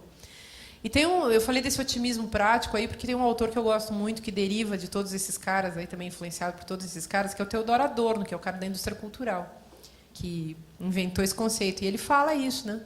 Ele fala da diferença entre o pessimismo teórico e o otimismo prático. Apesar de tudo, a gente vai continuar fazendo. Tem um outro que fala de pessimismo que eu acho o melhor de todos, que é o Walter Benjamin. Que, no fundo, é assim, o que é pessimismo? Pessimismo não é um conceito que pode ser lançado simplesmente para pensar o futuro. O futuro, a gente tem que salvar o futuro. Vamos salvar o futuro? Como que faz para salvar o futuro? Mas, em relação ao passado, não existe salvação possível. Então, os mortos, as pessoas que morreram, que foram injustiçadas, as pessoas que se ferraram, essas pessoas não têm justiça para elas. Essas pessoas se foram e não tem como consertar. Então, em relação ao passado, a gente só pode mesmo ser muito pessimista. E quem sabe, com um pingo de visão do passado, a gente consiga pensar que o mundo do futuro pode não ser a porcaria que o passado foi. E isso acho que também é bacana da gente pensar relativamente à vida de cada um de nós, né? Ou seja, é legal também introjetar pessoalmente essas grandes questões políticas. Em cima. Aqui. Levantar. Então, na verdade, é assim, só um questionamentozinho, porque no texto que, na hora que eu cheguei, que estava assim na tela, estava falando que Sex Pistols provavelmente seria uma das bandas preferidas de Nietzsche. Só que, assim, Nietzsche, convenhamos, ele era um super entusiasta da música clássica, tudo. E tem uma frase que eu estava lendo no texto, agora eu não me lembro se era do Schopenhauer ou se era do próprio Nietzsche, onde ele fala que a inteligência de um homem é inversamente proporcional ao barulho que ele tolera. Então, assim, só para deixar mais claro que, assim, na minha concepção, porque igual o que a gente falou, na verdade, o punk, na verdade, hoje em dia ele é visto como só uma coisa, um estilo musical, sendo que, na verdade, é um movimento. Então, acho que o que fica muito, um amigo meu comentou hoje comigo, é que as pessoas acham que, na minha concepção, o que o Nietzsche tem a ver mais com Nietzsche não é a sonoridade, são as letras. A sonoridade, na minha opinião, Nietzsche ia odiar, não ia gostar Claro, um pouco, com certeza. sabe? Um cara que gostava de música clássica, ouvisse isso, ele mandava matar, né? Tudo bem, ele escreve, mas manda ele calar a boca. Mas ele também se incomodou com Wagner, por exemplo. Então, ele também rompeu com Wagner. Começou a achar uma tremenda de uma porcaria. Então, sei lá. Eu não gosto de ouvir, não, sabia? Eu não escuto. Meu ouvido não tem resistência para quase nada. E eu, em geral, gosto de música que as pessoas não falam nas músicas, porque eu acho que as pessoas atrapalham as músicas. Mas, assim, com todo o respeito, que o canto é lindo e tudo, e de vez em quando eu até consigo escutar. Mas eu acho que o Nietzsche ia curtir a ideia, entendeu? Porque o punk, assim, mesmo que você não curta a estética, a moda, a ideia é muito legal. Mesmo que você não curta escutar o que os caras gritavam e barulhavam, a ideia é muito legal. Então é impossível você curtir uma revolução e não curtir o punk, sabe? Acho que é assim. Eu vou fazer uma pergunta agora, Márcia. a Regina que está falando, do pessoal da internet. A Cosnog deu um exemplo de como é que se faz a revolta hoje em dia e se é difícil mudar a cultura. E as suas tatus são ideias de revolta? E uma outra pergunta é: Green Day, melhor banda punk, concordam? Não precisa responder, né? Essa foi da Denise Pires. Se eles dissessem que a melhor banda punk de todos os tempos foi o Dead Kennedys, eu até aplaudiria e acharia... Nem quero que digam que foi Sex Pistols, nada. Para mim, Dead Kennedys tem uma importância tão grande nesse contexto do punk que eu colocaria como uma das mais importantes de todos os tempos. É muito ridículo. Mas Green Day é o que eles chamavam de punk de boutique. Eu lembro que na Punk Rock Discos, na Galeria do Rock, tinha uma situação muito engraçada nessa época. Ia uma molecadinha boba lá procurar disco do Green Day pro Fábio, que era um punk daqueles ativistas, né? Aí ele falava: não, perfumaria é na loja da esquina. Aqui eu não vendo essas coisas. Porque ele achava que essa geração punk, digamos, dos 90 pra cá, né? Não, e a melhor banda é o punk de boutique, é a perfumaria. Pode ser muito ruim, né, gente? Já pensou você ganhar o título de melhor banda punk? Punk com medalha? Não, isso é um... Punk troféuzinho? É um equívoco, sabe? É uma banda pop que... É como você falar que o Restart é punk. É a mesma coisa. É uma banda com uma postura que acha que tem uma postura punk, mas no fundo, eles querem faturar, né? Não, e é um punk, tipo, muito... Não, aí representa uma letra muito mal, além chocar, de tudo, tipo, né? American Idiot, né? Ah, Sabe? Aí tu, está chocando. Sabe? Outros já chocaram durante a década de 70. Ai, muito gente. mais do que isso, né? Mas tem um negócio aí que, assim, digamos, o choque foi transformado em mercadoria. Mas, enfim, numa sociedade como a nossa, tudo é transformado em mercadoria e, de repente, causa revolta que tudo seja transformado em mercadoria. Quer dizer, o que a gente ainda pode salvar disso tudo? Tentando responder a pergunta, eu acho que a gente pode produzir mercadorias contraditórias com a própria noção de mercadoria, tipo livros. Nem todos os livros conseguem ser contraditórios com a noção de mercadoria, mas muitos conseguem. Mas os livros do Nietzsche, todos. Vai ler isso aqui. Vai ler. Vai ler Marx. A gente compra 50 conto ali um livro do Marx. Vai ler. Vai ler para ver se a sua cabeça fica no lugar. Não, é isso que eu acho. Então, música também pode ser isso. Então, eu acho que tem muita gente tentando produzir sem violência, tentando produzir pequenas transformações que, a médio e longo prazo, às vezes longuíssimo, infelizmente, podem resultar em grandes transformações, em grandes mudanças democráticas, né? A coisa que a gente tem é que democracia não combina com violência. Então, eu curto pensar em democracia, apesar de que a gente tem que pensar em democracia sempre de um ponto de vista crítico, porque ela vira totalitarismo ali na passagem ao próprio ato de transformar alguma coisa em democrática, muitas vezes pode virar uma coisa muito autoritária, totalitária e sem espaço assim para as diferenças. É um negócio também muito perigoso. Mas eu acho que essa pergunta que ela fez não é uma boa pergunta, porque não existe fórmula. O que eu gosto de pensar é que cada indivíduo tem que tomar poder sobre si mesmo e pensar naquilo que é dele mesmo. E que o que a gente não pode fazer de jeito nenhum é vender a alma. A gente pode até enganar o cara que quer nos comprar, enganar o diabo. Enganar o diabo é bom demais. Então, façam isso, enganem o diabo. Cuidado para não enganar a morte, porque ela sempre ganha. Mas o diabo, digamos, é bem menor e tem coisa pior do que o diabo. Então, enganem o diabo. Façam isso. O diabo é o pai do rock, já dizia Raul. Tem um filósofo bacana também, daqueles perdidos lá no século XIX, no começo, que falava que o diabo é o pai da história, que é o Schelling. É isso, sem o diabo, ou seja, sem o princípio da negação, a gente não estava aqui, entenderam? Ou seja, sem a revolta, sem a contradição, sem a negação. Raul dizia que enquanto Freud explica as coisas, o diabo fica dando os toques.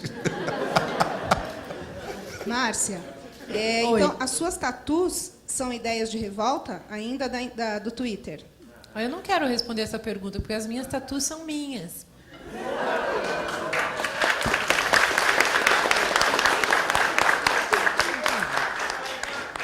Com todo o respeito. Isso me dá. Ai, ai. Alô? Aqui? Voltou pra cá? Aqui? Oi, oi, oi, oi. Alô? Aqui em cima. Ok. Então, é mais um comentário, uma pergunta, assim, comparando um pouquinho com a palestra do última que teve, do Legião Urbana. Tem o movimento punk é um movimento com muitos conceitos assim, socialistas, assim, não socialistas, mas de revolta na sociedade para impor e tudo mais. E eu acho que muitas bandas elas vão vendo o movimento, vão achando legal, e elas tentam copiar esse conceito para ter uma faminha, para fazer uma revolta delas. E eu acho que é mais ou menos a mesma coisa que aconteceu com as músicas do Legião Urbana, que tinham todo um conceito e tudo mais da vida, uma coisa mais filosófica e tudo mais. E aí muita banda achava legal e falava, pô, eu vou seguir essa onda, e acabava meio que desfragmentando a ideia. Só saber se vocês concordam. Em relação à cópia dos estilos.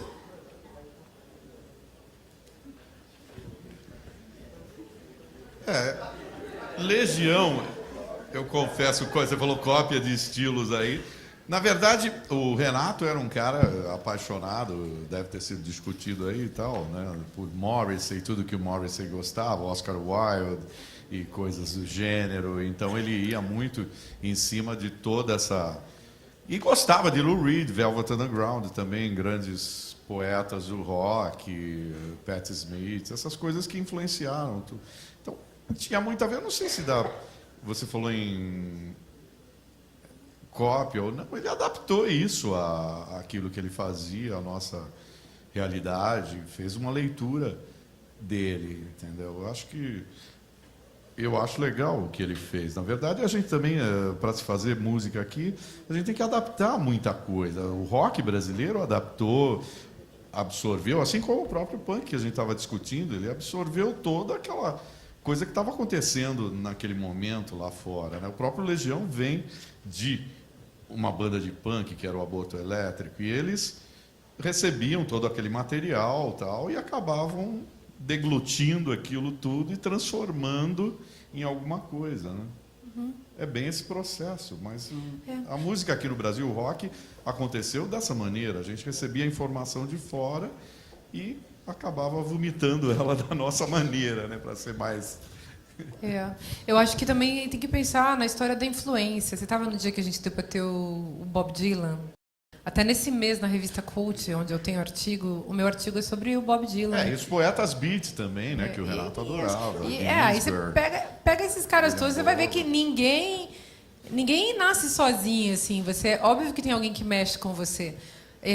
Nesse artigo aí do Bob Dylan, eu escrevi sobre a influência do Woody Guthrie na personalidade dele. Quer dizer, tipo, sabe assim, cigarra que deixa um exoesqueleto, sabe? Tipo... O Bob Dylan não seria ninguém sem esse cara que ele amava profundamente e que, num certo sentido, ele queria ser o cara.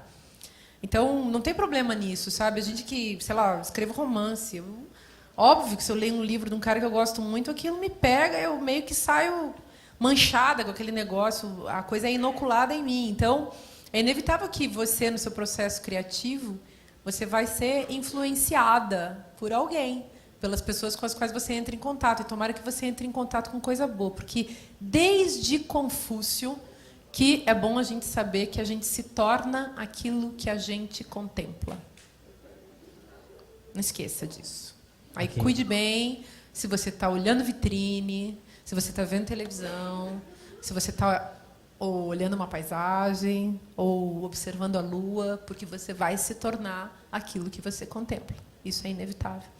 Então, isso aí entra também nos processos de criação da gente, né? Não tem problema, não. Aqui embaixo. Ei. Se for pensar o rock, o punk, independente do estilo, como uma forma de você dizer o que você pensa, de liberdade de expressão, de você dizer assim, ó, eu não sou um simples marionete do sistema, não sou um bonequinho que é manipulado por filha da puta nenhum. Se vocês forem pensar, tanto para o Kid como para você também, Márcia, quais as bandas que nessa virada de século vocês acham que tem uma mensagem e que vocês veem que instiga a pessoa pelas letras que elas escrevem e fala, nossa, essa banda é legal, essa banda ela faz eu pensar e me pôr como um ser pensante, não como um boneco. Quais as bandas dessa virada do século que vocês acham legal e que pensam, essa banda tem uma atitude, é legal? Olha, do punk, por exemplo, uma das bandas que eu aconselho prestar bastante atenção, principalmente nos primeiros discos nas letras, é o The Clash. O Clash foi uma banda que, para mim, nessa época do punk, significava muito, porque o discurso deles era importante naquele momento. Então, eu aconselho ouvir discos como London Calling, que é a obra-prima deles, o primeiro disco também do Clash. Eu citei o próprio Dead Kennedys, que é outra banda também que eu aconselho e que tem conteúdo de coisas mais atuais. Vamos lá.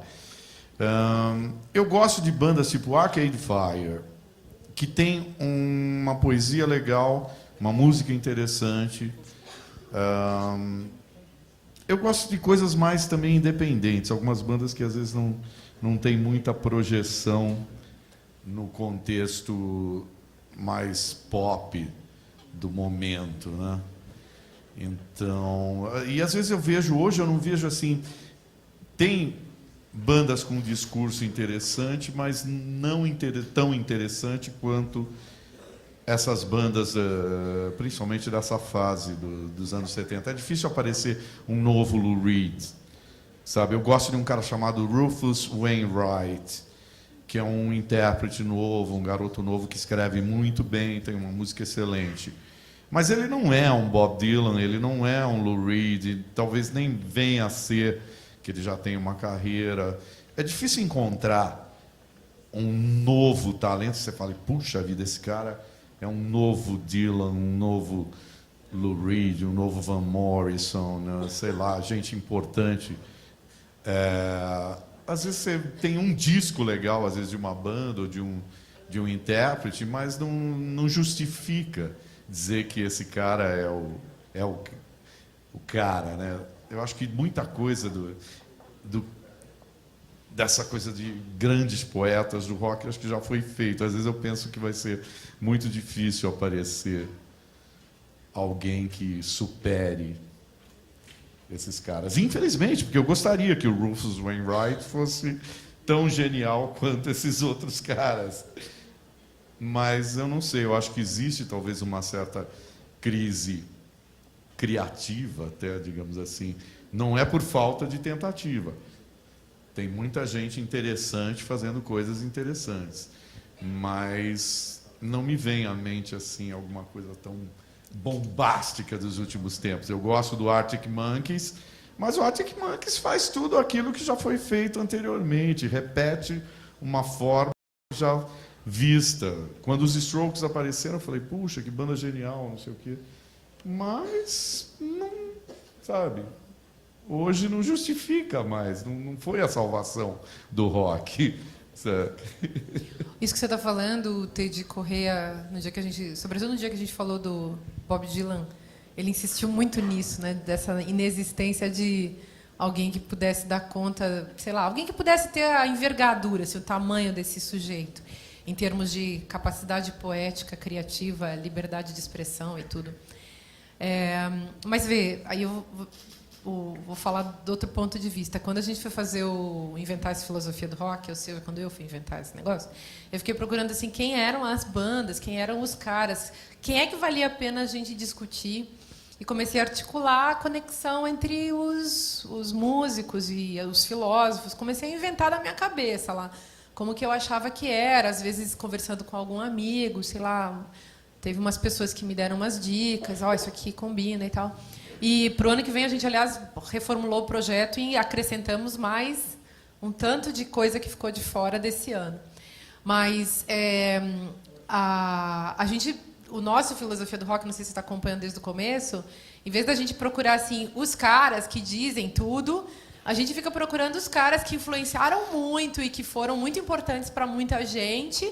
E aí, o que esses caras podem fazer a gente pensar? Então, nós vamos discutir até os Rolling Stones aqui, que eu acho interessantes do ponto de vista formal, mas mega Olha, vazios. alguns nomes assim que me vêm agora à mente. PJ Harvey é uma garota inglesa. Garota não, ela já é uma senhora. Que Já nem fez eu. vários discos e, para Mesma mim, ela idade. fez o melhor disco desse ano. Se vocês quiserem procurar, eu recomendo. Letra, poesia, música. E ela, nesse disco, por acaso, ela discute a Inglaterra nos dias de hoje. E ela tem um posicionamento político, um engajamento interessante nesse disco novo. Chama Let England Shake. Uma chacoalhada mesmo na Inglaterra. E ela dá uma geral no que é hoje a Inglaterra. E o Nick Cave é um cara que eu gosto bastante. É um cara que escreve muito bem. Eu gosto dele. Talvez se eu fosse colocar como um grande poeta, um grande músico, é o Nick Cave. É outro cara também que eu respeito bastante. Aqui em cima, só concluindo agora, então, o que Divino já respondeu, né, o que seria exatamente metade da pergunta, que é o punk no modismo, né, Green Day veio aí para completar tudo, que, tipo, punk tá morto. E se Nietzsche virar ali, junto com o Crepúsculo, os 10 mais, que provavelmente, assim, tipo, tá muito na moda, igual você falou, de um outro escritor que 50 conto um livro, mas Nietzsche você compra na banca de jornal agora por R$5. Então isso está meio virando moda. Sim, Alguém aqui leu? eu li O de Cristo. Comprei por R$5 Não, mas alguém leu o Crepúsculo? Que a gente já ia botar essa pessoa para fora.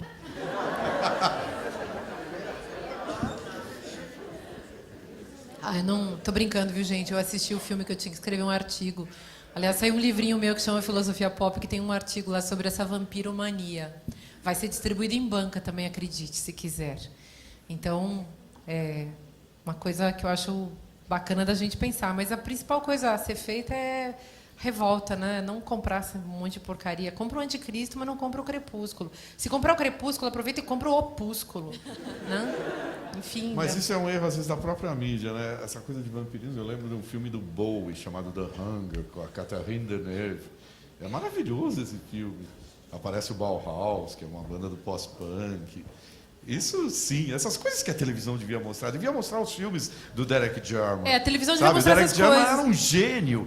Deviam mostrar isso no Devia. canal a cabo. Por que não mostra essas Não coisas mostra boas? porque tem que deixar as pessoas burras. Que aí a pessoa burra vai lá e compra um negócio burro, que o cara não teve que se esforçar muito para fazer. E aí ele trabalha que nem um condenado o dia inteiro e depois ele assiste aquela novela idiota ou aquela programação de domingo porque ele não tem dinheiro para pagar a TV a cabo, que é ruim também. Mas aí ele não tem dinheiro para pagar, aí ele assiste aquela porcaria, assiste a propaganda e compra em 10 vezes no crediário a porcaria do negócio, que nós burgueses, que temos um outro padrão estético, jamais compraremos, né? Então o cara tem que ser otário mesmo, otário, e ele fica otário enfim, na capacidade de pensar, na psique do sujeito, que ele tem que ser otário. Os meios de comunicação, eles são a produção industrial dos imbecis, né, gente? A gente tem que salvar o povo, sabiam? A gente tem que salvar o povo dizendo para eles que eles têm que pensar e ter liberdade. E que tá cheio de merda e gente do mal por aí. Tem que falar. Tá? Eu acho. Professora Márcia, Kit Vinil, eu estou tentando falar rapidamente e você rapidíssimo, porque estou tendo uma espécie de tique-tique nervoso, viu? Opa! Sinceramente. Esse assunto dá tique-tique Sinceramente, nervoso, viu? A professora Márcia me deu uma lição, acho que para todos nós aqui, sobre ressentimento. O que é ressentimento? É incapacidade de esquecer. E eu tenho um grande ressentimento na minha vida, originado entre meus 14 e meus 18 anos. Eu fui boy, dos 14 aos 18 anos. Eu também. Eu fui boy. Para que eu escrevi aquela letra? Sério? Você foi mesmo? E foi uma época tão boa que eu queria, agora que eu já sou da pior idade, eu queria estar aposentado como office boy. Essa história de melhor idade é uma sacanagem. Né? Falou, Pior melhor idade. Melhor Pior o quê, idade. né? Eu tô velho, Propaganda não funciona mais nada e vem dizer que é melhor Vinil. idade. Vinil. É a pior idade. Kid Vinil, você está certo disso. Sabe por quê? O governo diz Brasil, país de todos. E o pessoal acredita. Na verdade, seria Brasil, país de tolos. Entendeu? Quer dizer, eu aceito essa sua observação. Pior idade. Então, o que aconteceu quando a professora falou de ressentimento? Essa incapacidade de esquecer. Eu não consigo esquecer nada. Não vou esquecer essa reunião hoje aqui. E não estou dizendo... Sex Pistols, The Clash. Só que eu queria perguntar a opinião do Kid Vinil sobre os Ramones, que é a minha banda punk preferida. Eu queria saber qual foi o impacto dos Ramones no cenário setentista mundial. Faltou citar, né? Quando o garoto falou que a banda punk era Green Day, eu também colocaria. A banda punk era Ramones. Né? Para mim é muito mais importante do que qualquer outra banda que surgiu aí. Eu acho que se a gente fosse citar mais uma, né, nesse quadro aí, você bem lembrou os Ramones, que para mim foi até uma das primeiras bandas que eu ouvi, né? Eu lembro que quando eu comprei o compacto de God Save the Queen, eu já tinha ouvido o primeiro disco dos Ramones, porque saiu antes. As pessoas falam, mas onde o punk começou primeiro? Na verdade, começou até nos Estados Unidos, porque o disco dos Ramones saiu entre 75 e 76, o primeiro disco deles. E depois os ingleses foram ouvir. Então, na verdade, não foram os ingleses que começaram essa história do punk, não. O punk começou lá pelos americanos. Até as influências são todas americanas, né?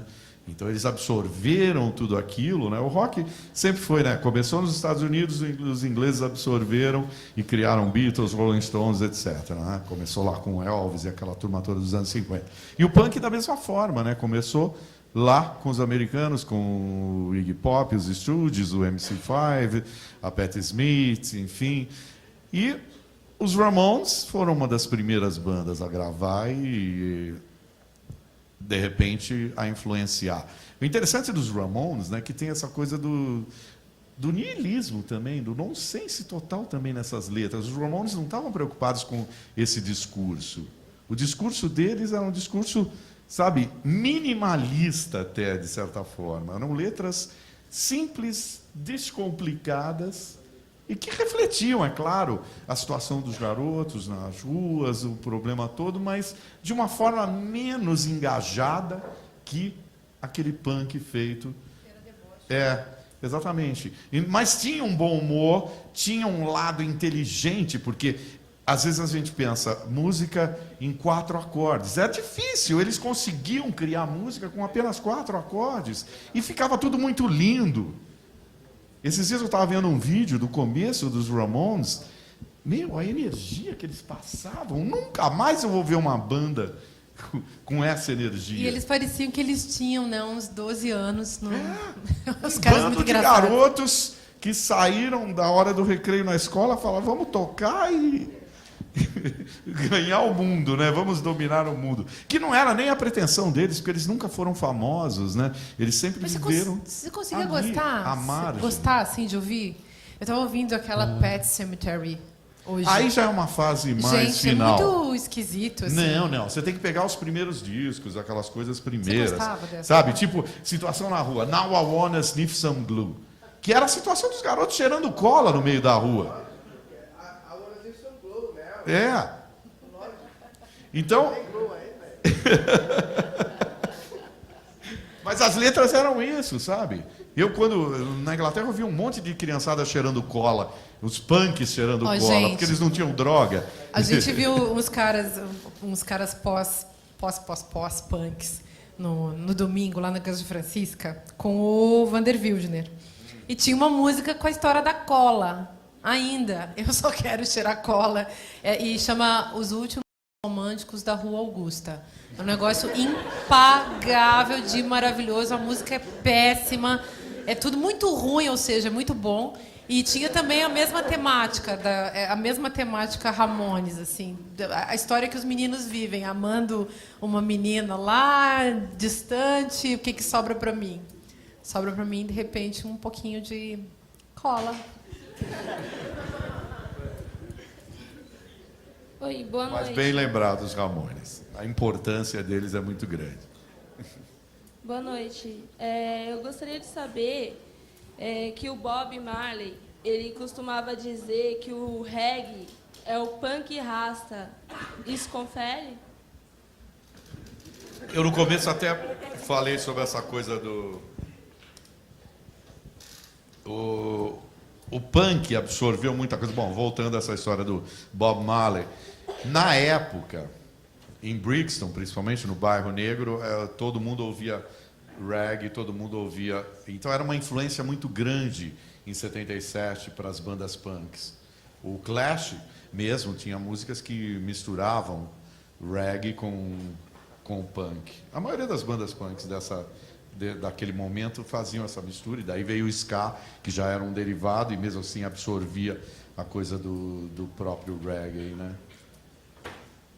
E complementando aí, você ia falar? Não, pode continuar, porque a gente só tem mais uma pergunta. Não, e também eu queria, acho que a coisa do rap, quando eu falei também no início, né, saindo do reggae para o rap também tinha uma atitude muito forte, como o punk teve essa atitude, né? Então, o rap também passou a ser encarado como uma atitude punk. Não necessariamente punk, mas com aquela mesma atitude. Mas a gente vê essa simpatia aí, várias vezes surge no discurso de alguém que escreveu um livro sobre punk, algum líder de banda, que não tem líder, aliás, banda punk, né? Mas, enfim, não deve ter, pelo menos. E às vezes rola essa simpatia com o reggae, sim. O Bob Marley tinha uma música chamada Punk Reggae Party. Num dos discos dele, ele fazia uma homenagem ao punk, nessa Punk Reggae Party. Procura essa música. A última... Oi. Tudo bom? Tudo bem? É a última pergunta, gente. Minha pergunta é para o Kid Vinil. O que caracteriza o pós-punk? Qual a contribuição do Sonic Youth para o punk? E se o Radiohead pode ser entendida como uma banda punk também? São 3 perguntas, na verdade. Obrigado. O pós-punk, na verdade, é o que eu tinha comentado até do Peel, do Johnny Rotten, que eu acho uma das grandes bandas, mas aí apareceram várias outras nessa corrente, né? O próprio Joy Division, o Gang of Four, que é outra banda fortíssima dessa corrente pós-punk, e que tinha um discurso político muito bom também. O Gang of Four até se apresentou há pouco tempo aqui no Brasil, eles se reuniram novamente, e é uma das bandas que eu recomendo desse contexto do pós-punk, que não era mais o que eu falei, aquele discurso urgente do punk, era muito mais uma música mais trabalhada, muito mais quebrada, digamos assim, e muita gente que gostava de punk não conseguia assimilar o pós-punk, porque era uma música mais cerebral até do que o punk, sabe? Ela já bebia em outras fontes musicais, tipo Kraftwerk, ou mesmo, sabe, aquela música alemã mais experimental. Eles iam um pouco mais além, eram músicos muito melhores do que os músicos do punk, né? Então essa foi a grande diferença. Aí vieram bandas tipo o próprio Cure, que no começo era uma banda pós-punk, mas depois assumiu mais uma postura mais pop, Susan the Banshees. Então bandas com uma sonoridade completamente diferente daquele primeiro momento do punk, né? Então o pós-punk tinha muito com isso também. E tinha um pouco também, quando ele falou daquela coisa do pessimismo, o Joy Division era uma banda totalmente pessimista. Os caras amavam Lou Reed, mas as letras down, né? Tudo para baixo mesmo, tanto que o cara se enforcou. Quer dizer, ele passava todo aquele mal-estar, toda aquela vida chata que ele vivia, né? O problema todo, o conflito dele. Então, tinha muito disso também nas letras do pós-punk. Não necessariamente em tudo que era feito, mas o pós-punk carregava, tinha uma dose de, digamos, Lou Reed, Velvet Underground muito forte no discurso também do pós-punk. A outra pergunta foi... Sonic Youth tem influências do punk, né? Eu acho que o Sonic Youth absorveu muito do pós-punk também, principalmente também do pós-punk. Mas também chegaram a tocar com Ramones, enfim, os Ramones, e tinham muito dessa influência. Agora, o Radiohead, talvez eu colocaria eles mais como influência do pós-punk, não necessariamente do punk, que é muito mais cerebral o trabalho do Radiohead do que necessariamente aquela urgência do punk, né? Vamos para as duas últimas perguntas. Então, elas serão feitas ao mesmo tempo. Uma e depois a outra. Quer dizer, pedir ao Kid Vinil que se despeça, que fale o que ele quiser aqui para se despedir, agradecer muito a ele. Então, diz o que você quiser dizer no final, assim, algo, qualquer coisa. Dizer uma frase do David Byrne, que eu anotei aqui. David Byrne foi do Talking Heads. Tem uma frase interessante dele que eu estava falando até para a Márcia lá. Ele diz, eu vou ler em inglês, depois eu vou trazer. We are living at the speed of advertising. Nós vivemos na velocidade da propaganda e dos anúncios. We demand be entertained all the time. A gente demanda ser entretido, ter entretenimento o tempo todo. We get bored very quickly. Nós ficamos de saco cheio muito rapidamente. É isso, né? A gente é bombardeado com tanta porcaria e ainda tem carência de entretenimento, mas fica de saco cheio de tudo isso. A salva